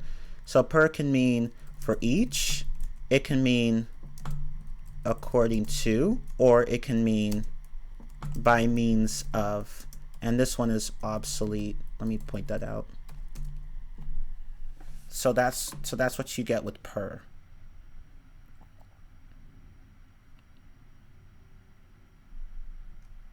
I don't think per can mean, I don't think per involves help in any way. Okay, but yeah, that's per. So now let's talk about, yeah, it really should be according to Google Translator or per Google Translator. But anyway, now let's talk about like.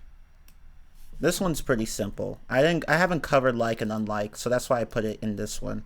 So like, what does like mean? Can someone tell me what like means? Yeah, it often means as. No, I mean as a preposition.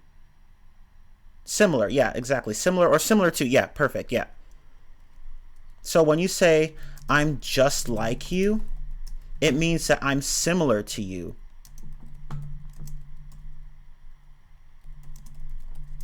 Or, I share many qualities with you.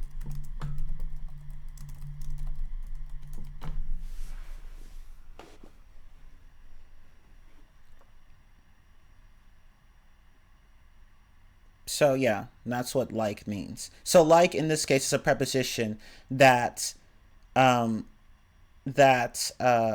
expresses comparison. Now alike, yeah, alike is alike is just an adjective that it's like but with an A in front of it. I feel like a fish in the water. Yeah, that works. That's perfect. Perfect. This class is like a university theater.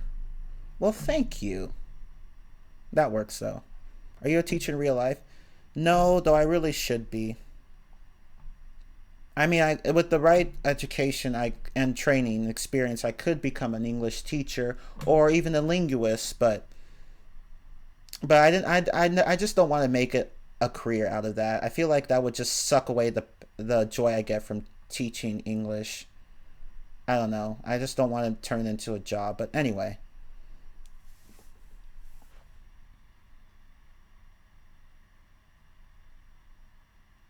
My parents treat my brother and me alike. I think that can work. But that's a different word. They do look like one another. That works. Yeah, that's perfect. What is it like being a moderator?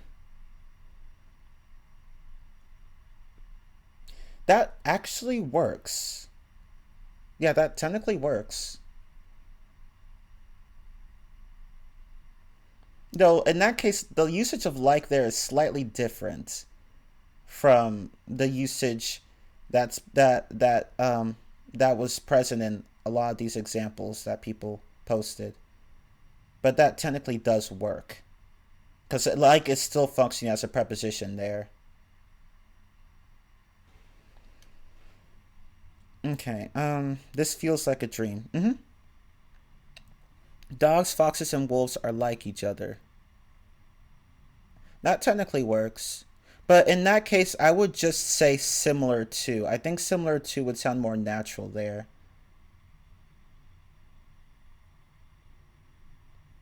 Here's an idiom for y'all, like two peas in a pod. Yep.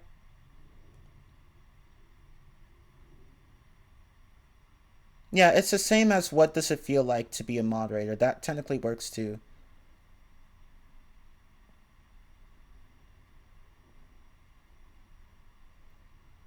No, I think what does it feel like being a moderator would sound slightly better.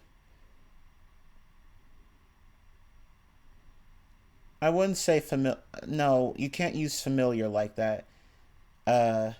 Well, I mean, no. I mean that's not a grammatically wrong sentence, but that's not really. That doesn't really express the concept of similar to here.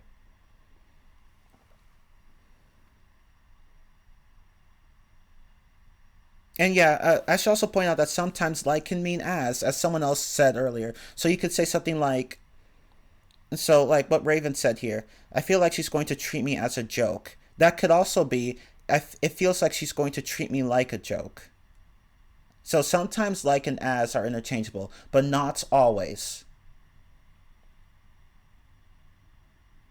It tastes like chicken. Yeah, that works too. Okay, so if that's like, what about unlike? What about unlike? Can someone tell me what unlike means? What does unlike mean?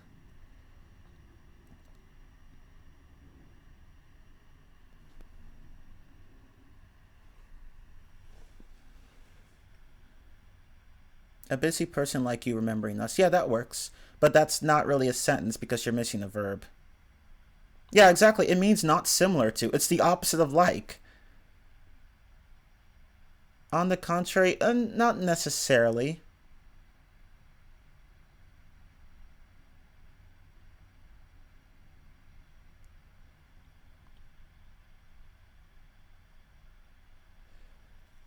Unlike me, he's really patient.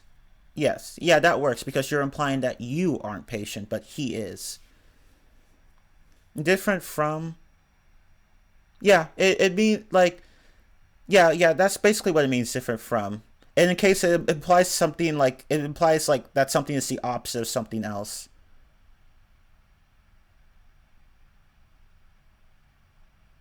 I'm not sure you can use unlike like that. The two brothers are quite unlike in their appearance. I would just say the two brothers are quite, are not like each other in their appearance, or unsimilar. Is unsimilar a word? I don't know. Or just the two brothers are not similar in their appearances, I would say. But anyway. No, that's unlikely. That's a different word. That's a different word. And the same goes for likely. We're talking about unlike. I've passed the exam unlike my friend. That works. Unlike Preston, I'm not a mod. That also works. Preston is unlike any other moderator. That's perfect. Yeah, exactly. It's like contrast. Well, although I wouldn't use unlike in this case. Unlike her beauty, she is so rude. I would just say, despite her beauty. Or you could say something like, in contrast to her beauty, she is so rude. But I wouldn't. But whatever preposition works there, I wouldn't use unlike. Yeah, exactly. It's not necessarily opposite. It just means that they're different. I guess I should say that. Yeah, that's a better way of putting it. I said opposite earlier, but that it's not necessarily opposite. It just means different from, basically. Yeah, dissimilar. Okay, yeah, dissimilar. Yeah, that's what I was. Yeah, dissimilar makes more sense. I hope you like popcorn, unlike my friends. That works. Far apart from. No. It wouldn't work here. I mean, where we were technically talking about like, well, unlike. We were talking about unlike, but yeah, we can move on now. I mean, we were talking about both like and unlike, but yeah, I see what you mean. Yeah, we can move on. Now, here's another preposition that's used for... Unlike you, I did that homework. Yeah. Okay, yeah, you're right. We spent enough time on like and unlike. So let's talk about than. What about than? That's another preposition that works...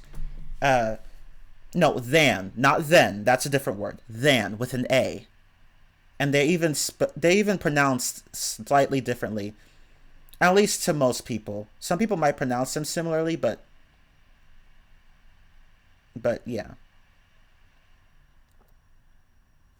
Don't confuse than with then, because native speakers do that all the time. They are two very different words. Yeah, than means, yeah, it's used for comparison. So for example, you could say, he is taller than me. It means that his height, is greater. He is taller than me.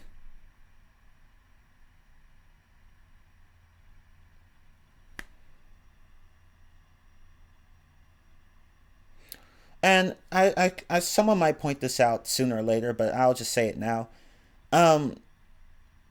So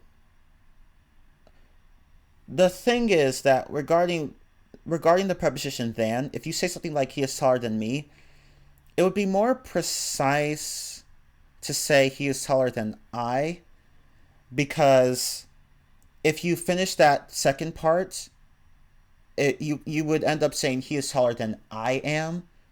So it technically should be I in that instance, but that sounds too formal, so people would just say me. Yeah, in that case, like, sometimes than is a conjunction, yeah. It is raining worse than ever. Yeah, that works. Yeah, exactly. It's a comparative degree. He is smarter than his brother. He has more intelligence than his brother.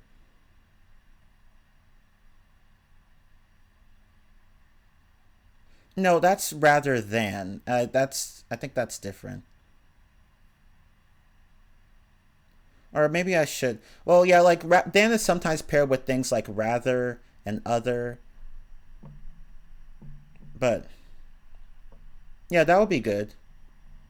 Now, see, the funny thing is that in Spanish, you would have to use the subject pronoun there. So, like, let's say, so in Spanish, you could say something like,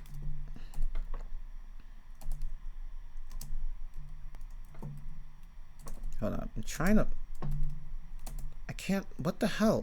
Go, okay, there we go.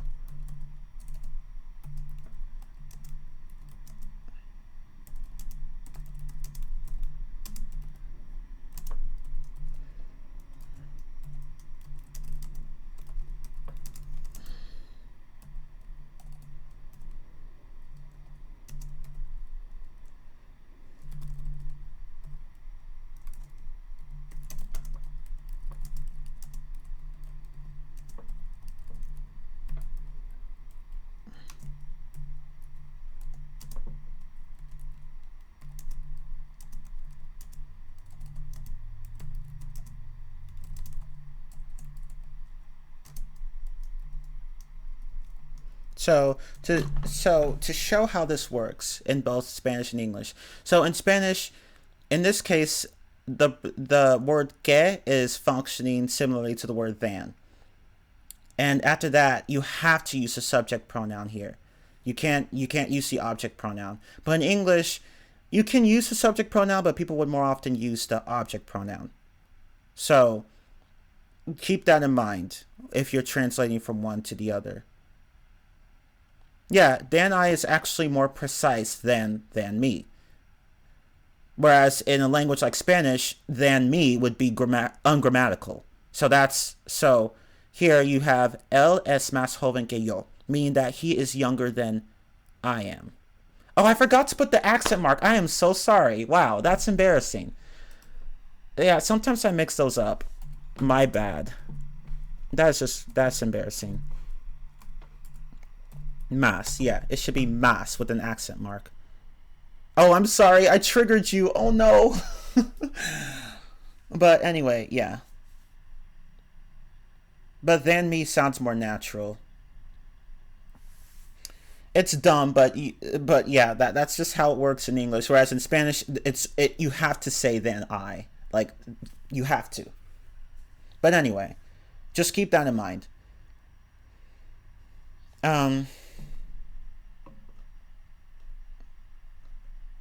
What else was I going to say? I'm trying to see if there are any other definitions of than. I think it's... Yeah, so as some other people point out, than can be used as like rather than or other than. So in this case... Now, yeah, in the case of you, it doesn't matter because you is both the subject pronoun and the object pronoun. So I am happier than you is the same thing as I am happier than you are. But yeah, exactly. You are happier than I is you are happier than I am. If you put the verb there at the end, you'll see that I is technically the better option to use, but people would just find that really stilted. So yeah. Yeah, other than does mean except. I said except. I meant except. Yeah. So, but I'm talking about like different prepositions. So you have the preposition than, and then you have, I need to take my Spanish keyboard off.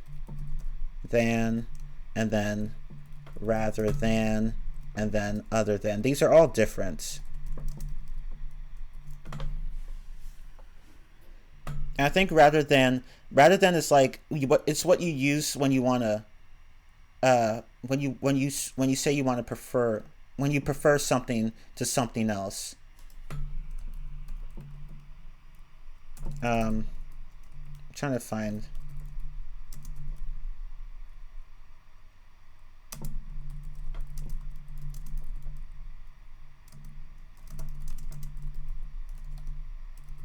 Rather than playing video games, I want to study.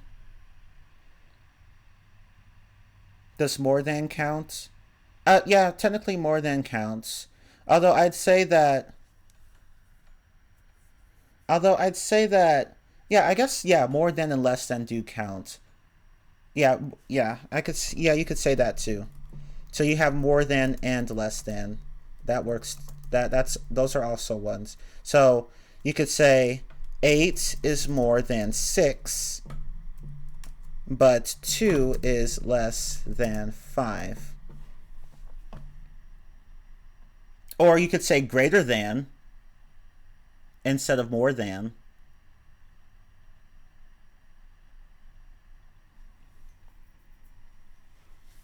Yeah, that technically, yeah, Johnny, your sentence technically works. Yeah, and that's the thing. Like that's advanced. That's the advanced syntax. So if you're already using sentences like that, then congratulations, you've pretty much mastered the English language. Okay. Yeah, that's a good use of rather than. He preferred to sit alone rather than being in a group with obnoxious people. Oh, and yeah, let me point out something here. Than is not the same thing as then. Do not confuse the two. Then is an adverb. Than is a preposition or a conjunction. So don't confuse the two. And yeah, that works. Yeah, that's technically a preposition there, Preston. You're right. Okay, So can anyone tell me the example between these? Because this is why it's important to know the difference between than and then. So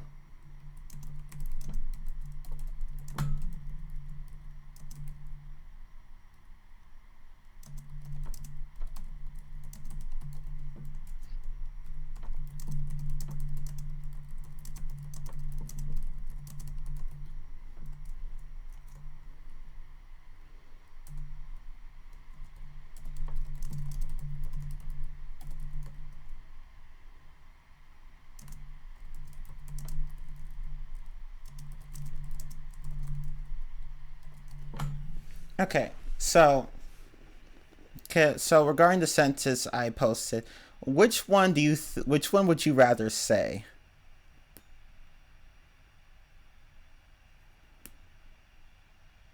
Yeah, the first one. God, you would never say the second one is just ugh. Just please don't say the second one. Cause someone actually did that once, and I'm just like, fam, you mixed the two up. Don't do that. Right? Yeah, it's funny. It's like I'm like, fam, you gotta be careful with that. But anyway, oh my god. Okay. Yeah, that's the thing. They sound similar. I pronounce them slightly differently, but for some people, then and then sound very similar, or pretty much the same. So I think for some native speakers, yeah, then and then would sound the same thing. Would sound like the same thing. The second one indicates how the person is masochist. You're not wrong.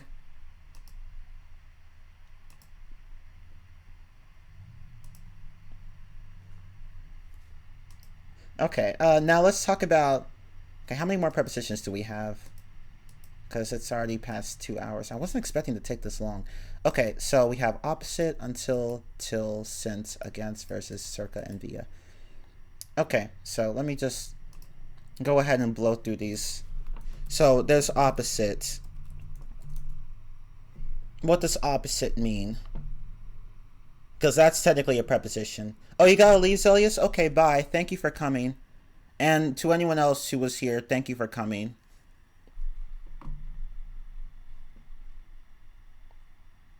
Yeah, no problem. And thank you for your correction earlier. I don't know why I confused those two. Mass and mass without the accent mark. I triggered Henry. I'm sorry. But anyway. Yeah, other side. Yeah, it means on the other side of. That's what opposite means. It means on the other side of.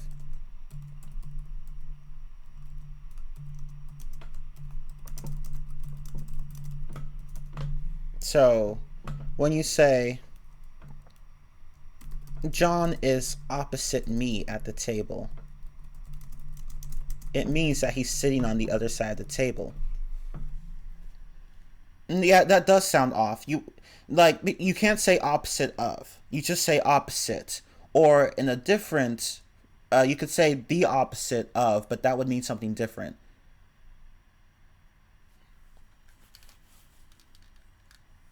I mean, I'm standing opposite his house. I'm standing across his house. I guess across could work there.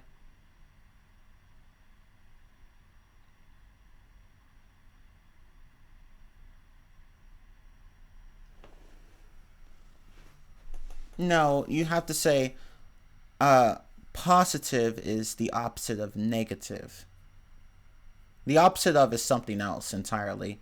But we're talking about opposite, as in on the other side of. Or you could say, my house is opposite his house. It means that my house is like there's a street and my house is on the other side. That's what opposite means in this context. Okay, yeah, or the opposite side of. Yeah, that's another. That works. The hospital is on the opposite side of the street. Yeah, in that context, the opposite side of works.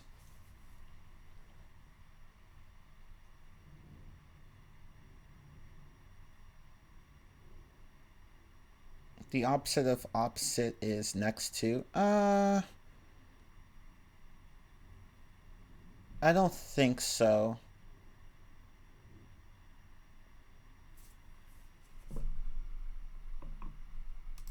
I don't think so. Yeah, the sentence you used was correct. My brother's house is opposite mine. Yeah, exactly. It was actually similar to the example I mentioned earlier. My house is opposite his house. My house is all the way opposite yours. I don't think all the way fits quite well in that sentence. But if you just said my house is opposite yours, then that's fine.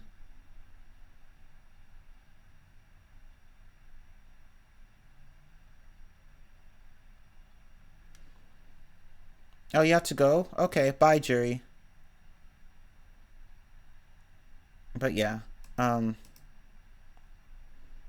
Well, regarding political discussion, that's more about like it's more about if you use opposite there, it would mean against, which I'll cover in a moment. But I'm talking about physical locations regarding opposite. Are you in? I'm in the opposite side of the street. I would say at in that instance instead of in. But that works.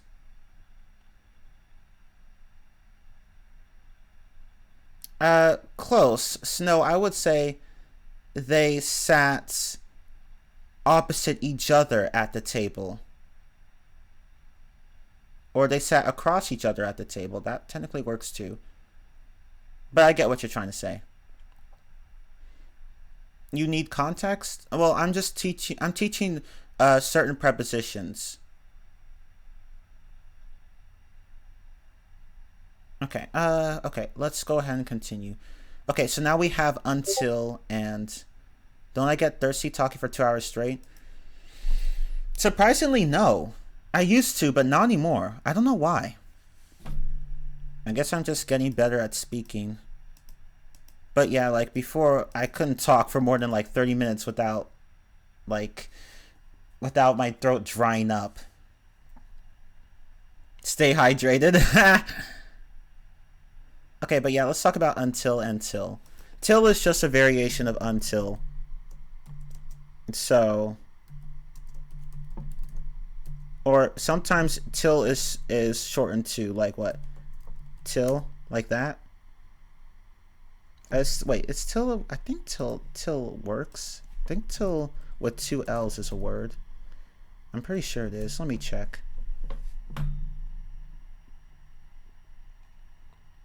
Yeah. Yeah, it's just a variation of until. Yeah, so until, till, yeah. So. Oh, go ahead, Johnny. What's up?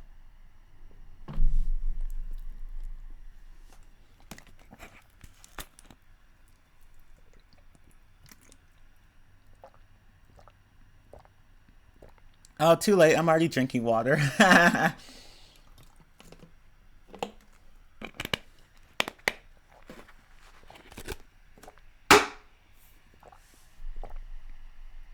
And now I'm done. Okay.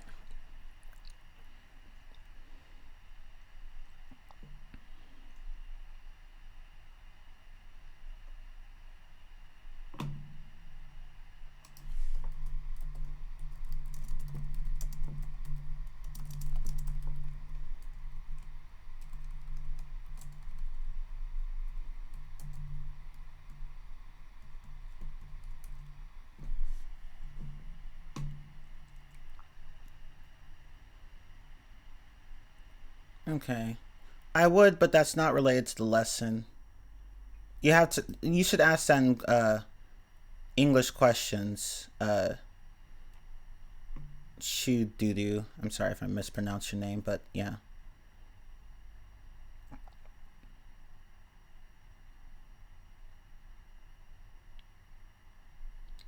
I'm guessing...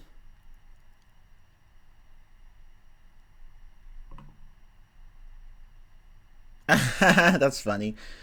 Okay, but as going back to Johnny's question, I would say the rook is opposite the knight. I don't think opposite to works.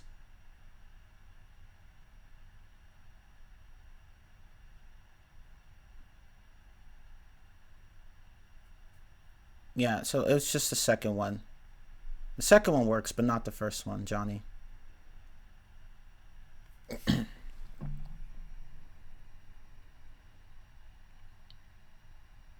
Okay,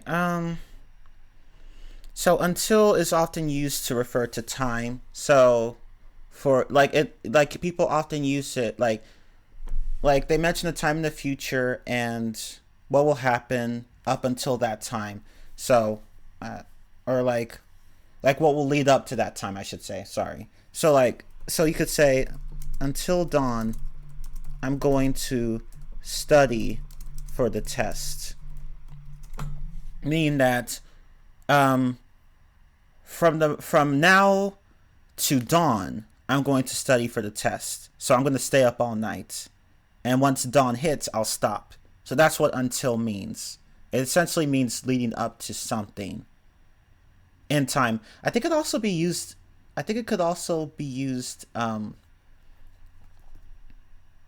in terms of distance. It could also be used. So for example, you could say, oh, that works too. Yeah, you could also use it like that. Is it need or net? I don't know, but whatever. Yeah, knead the dough until soft. Or here, I don't even know how that's pronounced. Hold up. I think it's Ned. Is it Need or Ned? Oh, it's Need. Okay. Need. Yeah, it's Need. Okay. So, knead. Yeah. So, knead the dough until soft. Yes. Yeah, that works. Like, yeah, in that case, until is referring to a physical condition. So, knead the dough until soft. That works too. And it can also be used in terms of physical distance. So, you could say, I'm trying to think of another. I had an example. Dang it.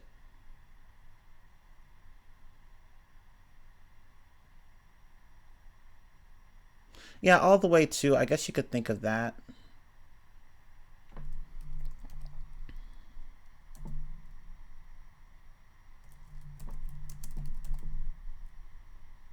Yeah, hold up. Let me just, hold up.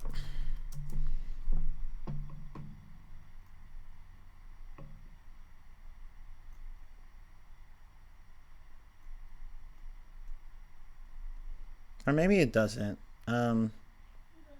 Never mind. Forget what I said. Yeah, forget what I said. I'll be right back. Hold on.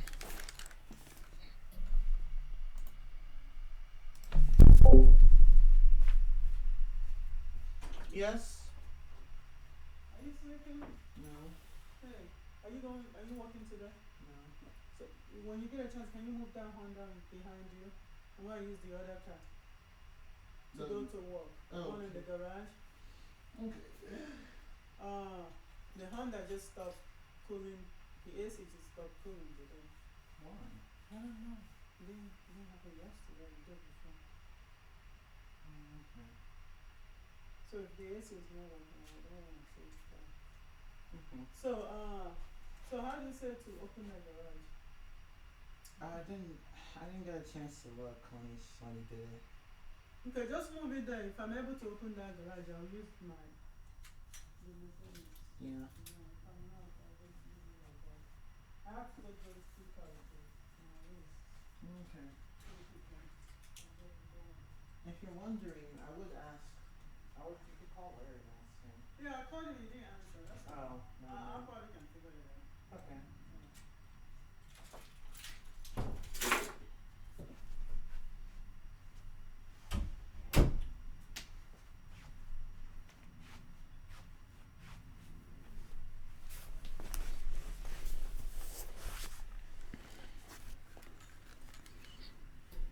Okay, I'm back. So, in that case, you'll be dehydrated until you drink water. In that case, until is a conjunction, not a preposition.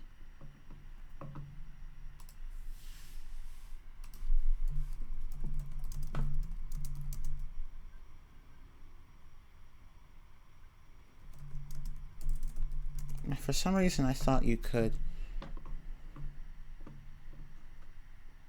No, never mind. Forget it. Okay, so yeah. Anyway, I'm almost done. Don't worry. We have a few more. Yeah, until and till are the same. But till is spelled with two L's. Unless you contract it, then it's just one.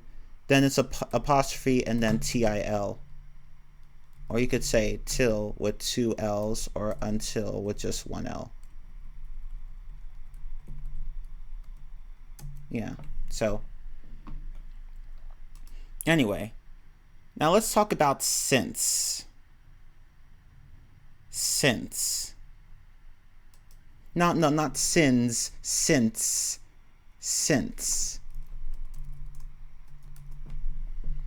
Which is also used with time.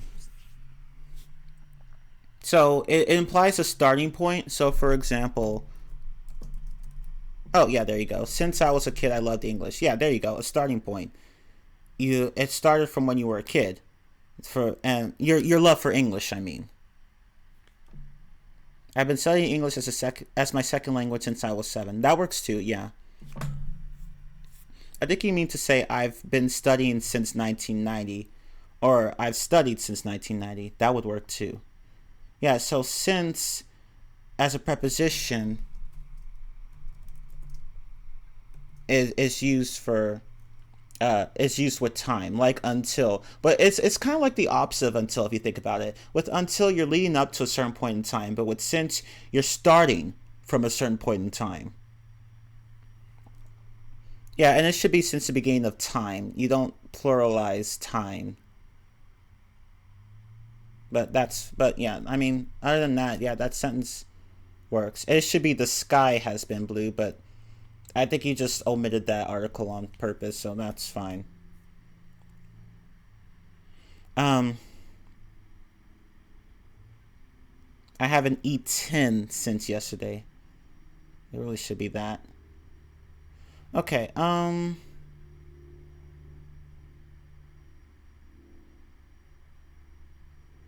don't think that works. Since I was born, I don't stop breathing until I die. I think you should say that's just a weird sentence. I would just say since I was born, I haven't stopped breathing, and I won't stop breathing until I die. I guess that works. Since, well, it would be 9. Wait, what do you mean by the 19s? Or if you mean like 2019, you should say since 2019. I'm not sure what you mean by that. 19s. Oh, 1900. Then you should say since the 1900s. Or since 1900, or whatever. However you want to say it. You wouldn't say it like that. Yeah, that's perfect, Pixie. We have been listening to our lovely teacher since 10 p.m. Or since the pandemic, everyone has been told to adhere to social distancing guidelines. Not that everyone listens, but what the fuck ever. Anyway. Oh wait, I'm sorry. In that case, I'm using since as a conjunction. My bad. I should say since the start of the pandemic. I should say that. Adhere means stick to or follow. So when you adhere to rules or guidelines, you're sticking to rules or guidelines or following rules or guidelines.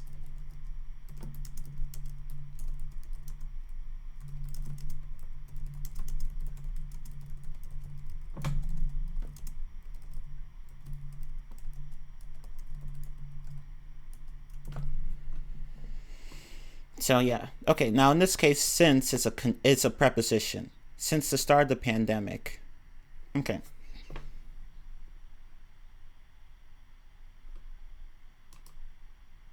Okay, so that's since. Oh, I meant has been. I'm sorry. Yeah, thank you for correcting me. I don't know. Like I said, I meant has been, not has. Yeah, thank you. Yeah, exactly. Has been. Sorry.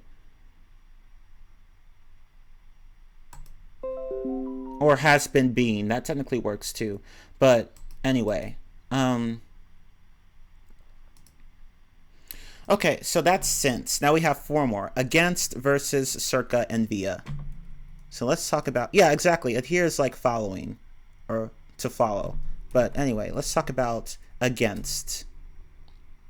Against. which in Spanish means it means this, contra. I can't pronounce the T and R sound. It's contra, against.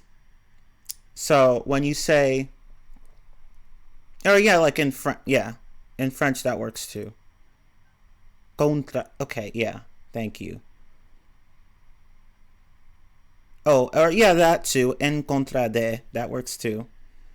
But yeah, against. So against means, can it mean opposite? Sometimes, not always though. Like it often just means opposing. So for example, when you say that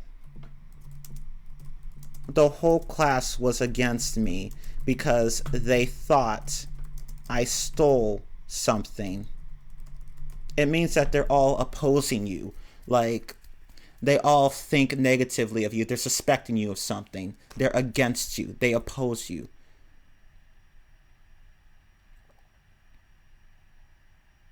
Going outside without a mask is against the protection principles. Yeah, there you go. Exactly.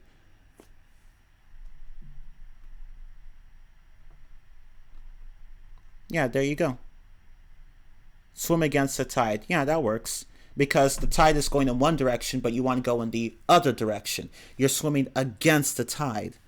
If you swim against the current, you must work harder. That works too. I'm against the government. That works too. Yeah. In this case, there's an opposition, and in some cases that opposition can be physical. In others, it can be non-physical. So when you say that someone is against you, that's non-physical. But when you say that you're swimming against the current, that's physical.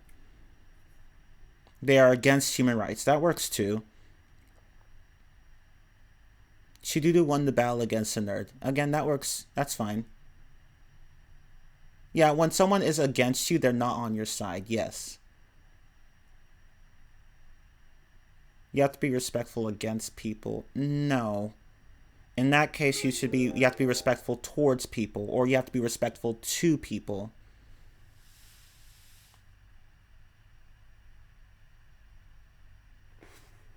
Okay. And against can also be like, can be used in a physical manner, like in other instances. So for example, you could say, I'm standing against the wall. It means that the wall is my body is pressed like right next to the wall. Like I'm standing next to the wall, basically. Like I'm against the wall. Oh, I didn't even press enter. Okay, I'm standing against the wall. So my body is like right next to the wall. My back could be, like, now, oftentimes this means that, like, my back is on the wall. So when you say I'm against the wall, it means that you're leaning on the wall with your back, like, touching it. But anyway, I pushed her against the wall. That works too. It's violent, but it works.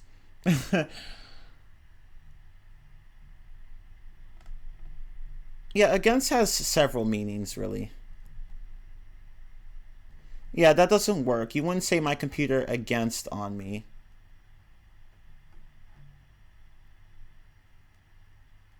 Yeah, like that. Yeah, exactly. Yeah. That's what I mean by against the wall. You're sitting against the wall, you're standing against the wall, you're pushing somebody against the wall, or whatever.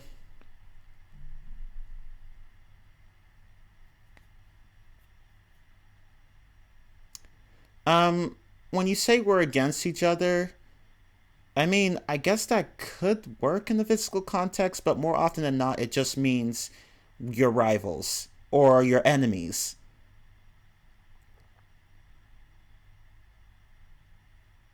And some people pronounce against like, I think, against. So some people pronounce it that way. So instead of against, it's against. But that depends on the dialect. Okay. Oh, you can't hear me? Can everyone hear me? Oh, okay, you guys can. Okay. Yeah, so someone can't. That's weird. Oh, you want another example? Okay, well, I placed the desk against the door to form a barricade. Okay, thank you, Magical. There. Oh, it's working now? Okay, good. There may be a pile of rubble pressing against the door from the outside. Yeah.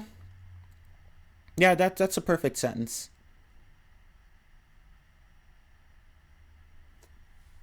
Okay, so it really should be, please give me another example. You don't need the and in front of another here, Pixie, but that's fine. I hit my hand against the desk. Is it correct? Yes, that's actually a very good usage. Yes, actually. Like if you stub your toe against a table, or if you hit your head against the wall or even on the wall. Yeah, that against can mean that too. So against implies some sort of physical opposition, if that makes sense. No, used to is different. That's a different topic.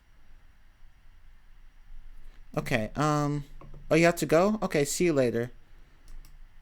But let me talk about, we're almost done. Let me talk about verses. Verses. So it's similar to against. It's similar to against. So when you say something like, yeah, like it implies opposition to dog versus cat, yeah, KSI versus Logan Paul, or for football teams, Raiders versus Dolphins.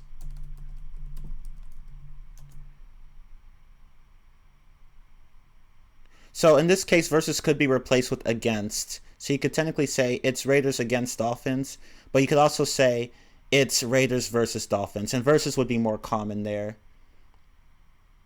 So it's often used in a competitive sense. Or you could say something like, it's me versus you. Or it's me against you. Like in the competitive sense, like with sports or video games or whatever, the versus is often used.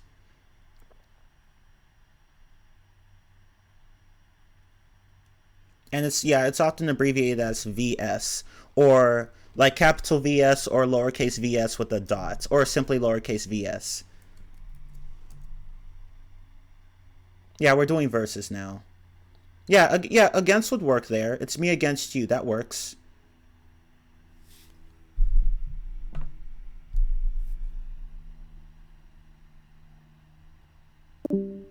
Okay. So... oh, that's how it would be in French? Okay, cool. Yeah, versus isn't that common, but in certain contexts, like competitive contexts, that word will be used. Okay. Yeah, and in Spanish, this could be expressed with the... it would be expressed with the preposition contra.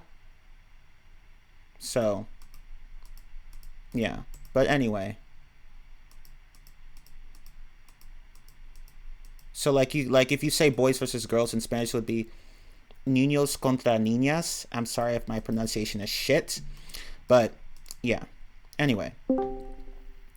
So that's versus. Now let's talk about circa. Circa. Some of you might know what this one means. Oh, that's what it would be in Portuguese? Oh, okay. Yeah, circa means approximately or around in the context in the certain context where around would mean about or approximately. So yeah. Oh, in Portuguese you can use that too? Okay, cool.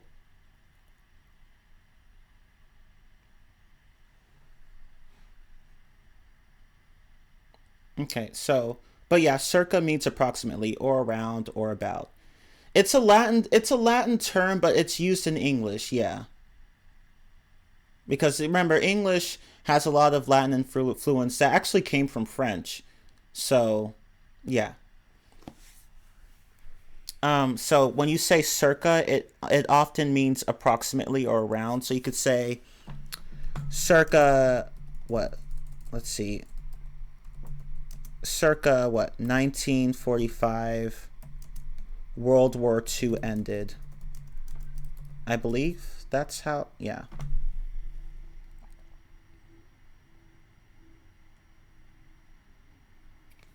But like Circa is used in only certain contexts. It's not commonly used.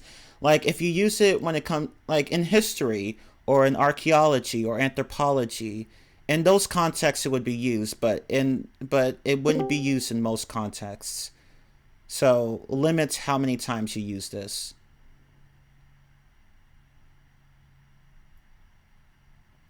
It takes circa 8 minutes to light of the sun comes.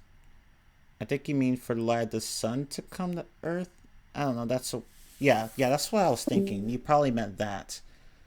I mean that works, but again, circa. Yeah, with circa you have to use it in certain contexts because it's not a commonly used word. Okay, so that works. What else was I going to? But yeah, that's what circa means. And here's another Latin term, and this is the last one we're going to cover. Via. Can someone tell me what via means? What does via mean? Not from.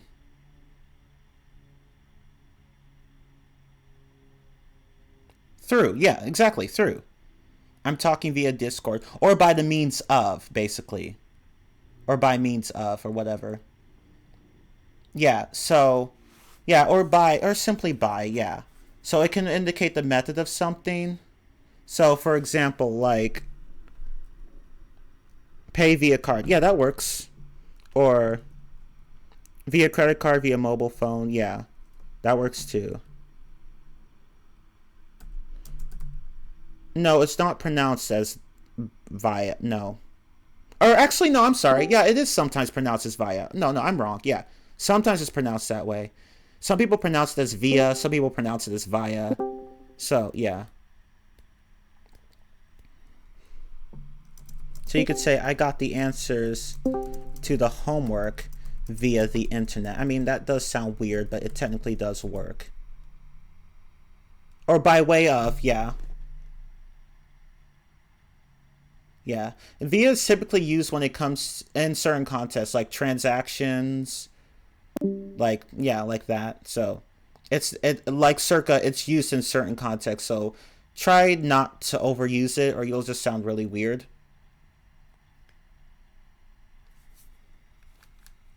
Do British people say, I don't know, do they pronounce it like that? Do they pronounce it like via?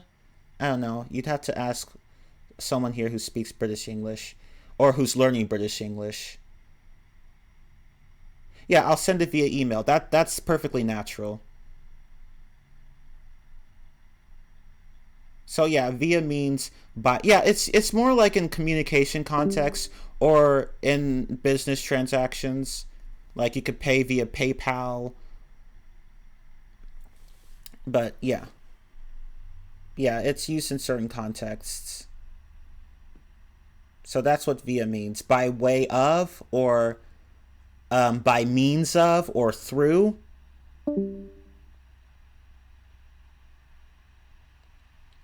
Yeah, and it can also be used in transportation, like contexts involving transportation. So you could say, we arrived in North Texas. I should capitalize. Via Interstate 20. Oh shit, my bad.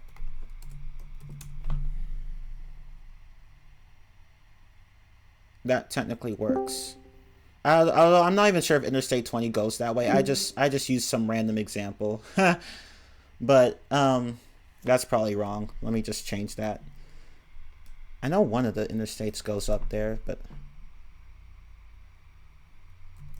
or let me just say via the main highway. Let me not use a specific one.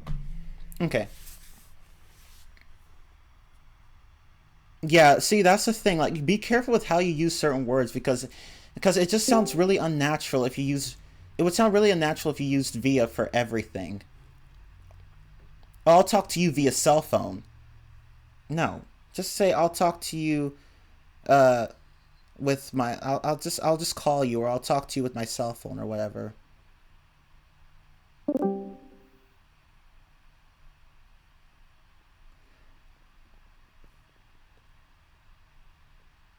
Okay, isn't it better to use we arrived at? When it comes to locations, geographical locations like North Texas or London or let's see, Morocco, or like, we just at N is better. When it comes to physical locations like buildings or or anything like that, you'd use at. We arrived at the office, but we arrived in Washington D.C. So in is better there in my example.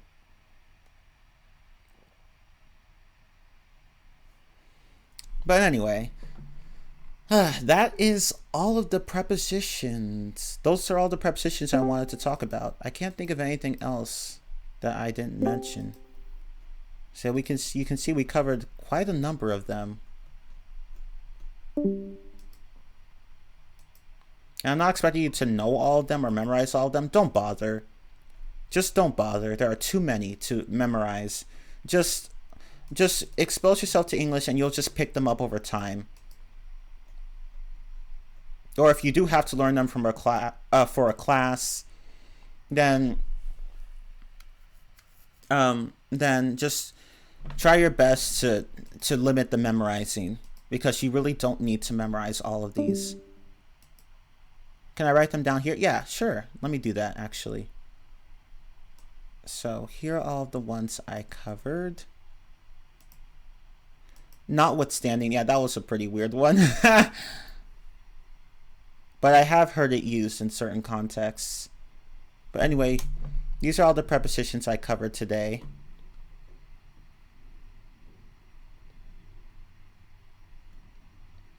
Yeah, that's a lot. Right? Yeah, exactly. That was a lot. But we are done.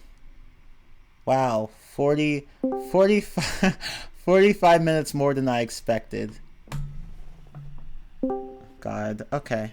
But that's the last time I'll be talking about prepositions. I'm pretty sure I covered most of the ones you're going to use. From the first video to the second video to this video. So yeah, that's it. I know, you must be exhausted.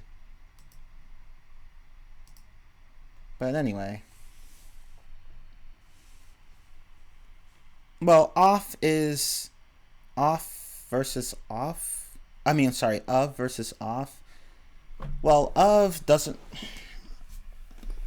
I'm trying to think. Did I cover off? I probably should have excuse me. I probably should have covered off. I don't think I ever did. Well, off implies a physical movement away from something. So you could say, when you say get off the table, it means you're on the table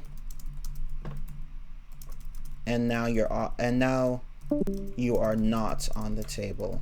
So you're like moved, so like you're getting, like, you were on the table or on top of it, whatever, and then now you're not.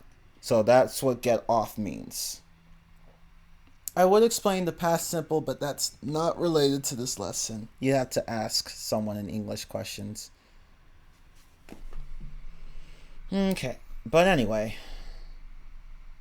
that's the end. That's what off is. Whereas of doesn't work like that. Sometimes you'll hear people say things like get off of the table instead of get off the table. But that second of, that word of doesn't need to be there. Just say get off the table.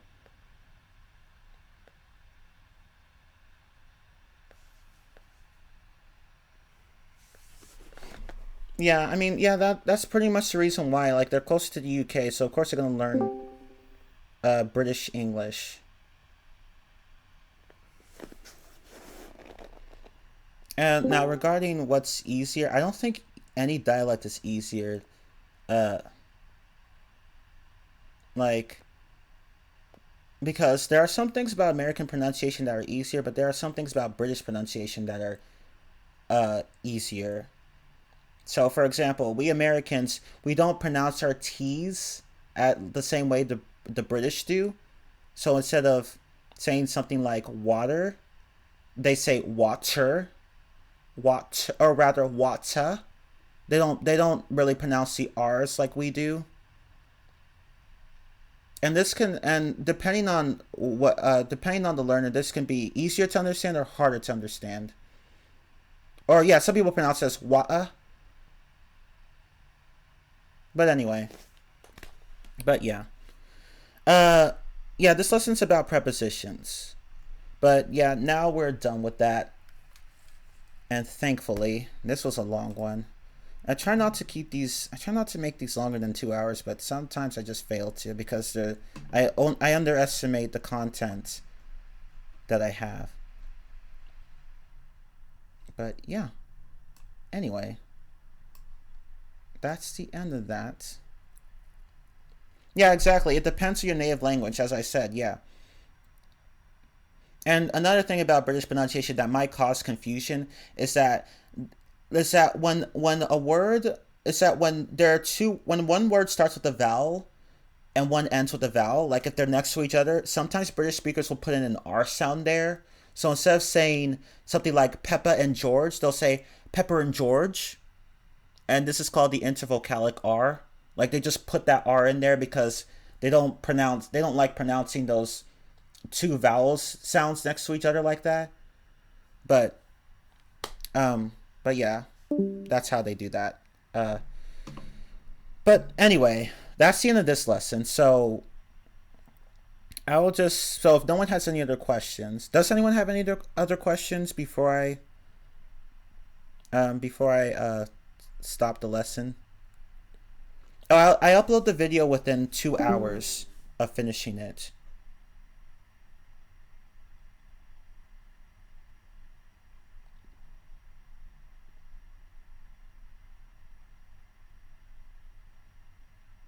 Okay. Oh, well, thank you, Magical. Yeah, I'm happy to hear that. Yeah, you've been studying English that long. Wow, no wonder you're so advanced. I would pick C, but I would like to keep going, but I'm kind of tired and everyone else is kind of tired, so. Oh, thank you, Mima-chan.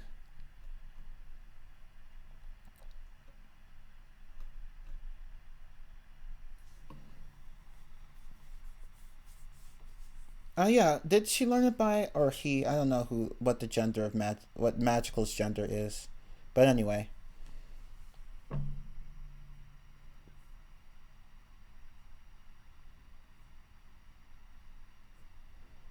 Oh yeah, no problem, guys, no problem. Oh, you're a boy. Okay, sorry, just making. I didn't even look at your profile picture, honestly. I don't even know what that is. Oh, is that a fairy? Oh no, an angel? Well, anyway. Yeah, that's the end of the lesson. So, if no one has any other questions, I will just. Oh, it's a nymph. Oh, okay. So it's neither. Okay. But yeah, if that's it, I will just go ahead and stop the lesson.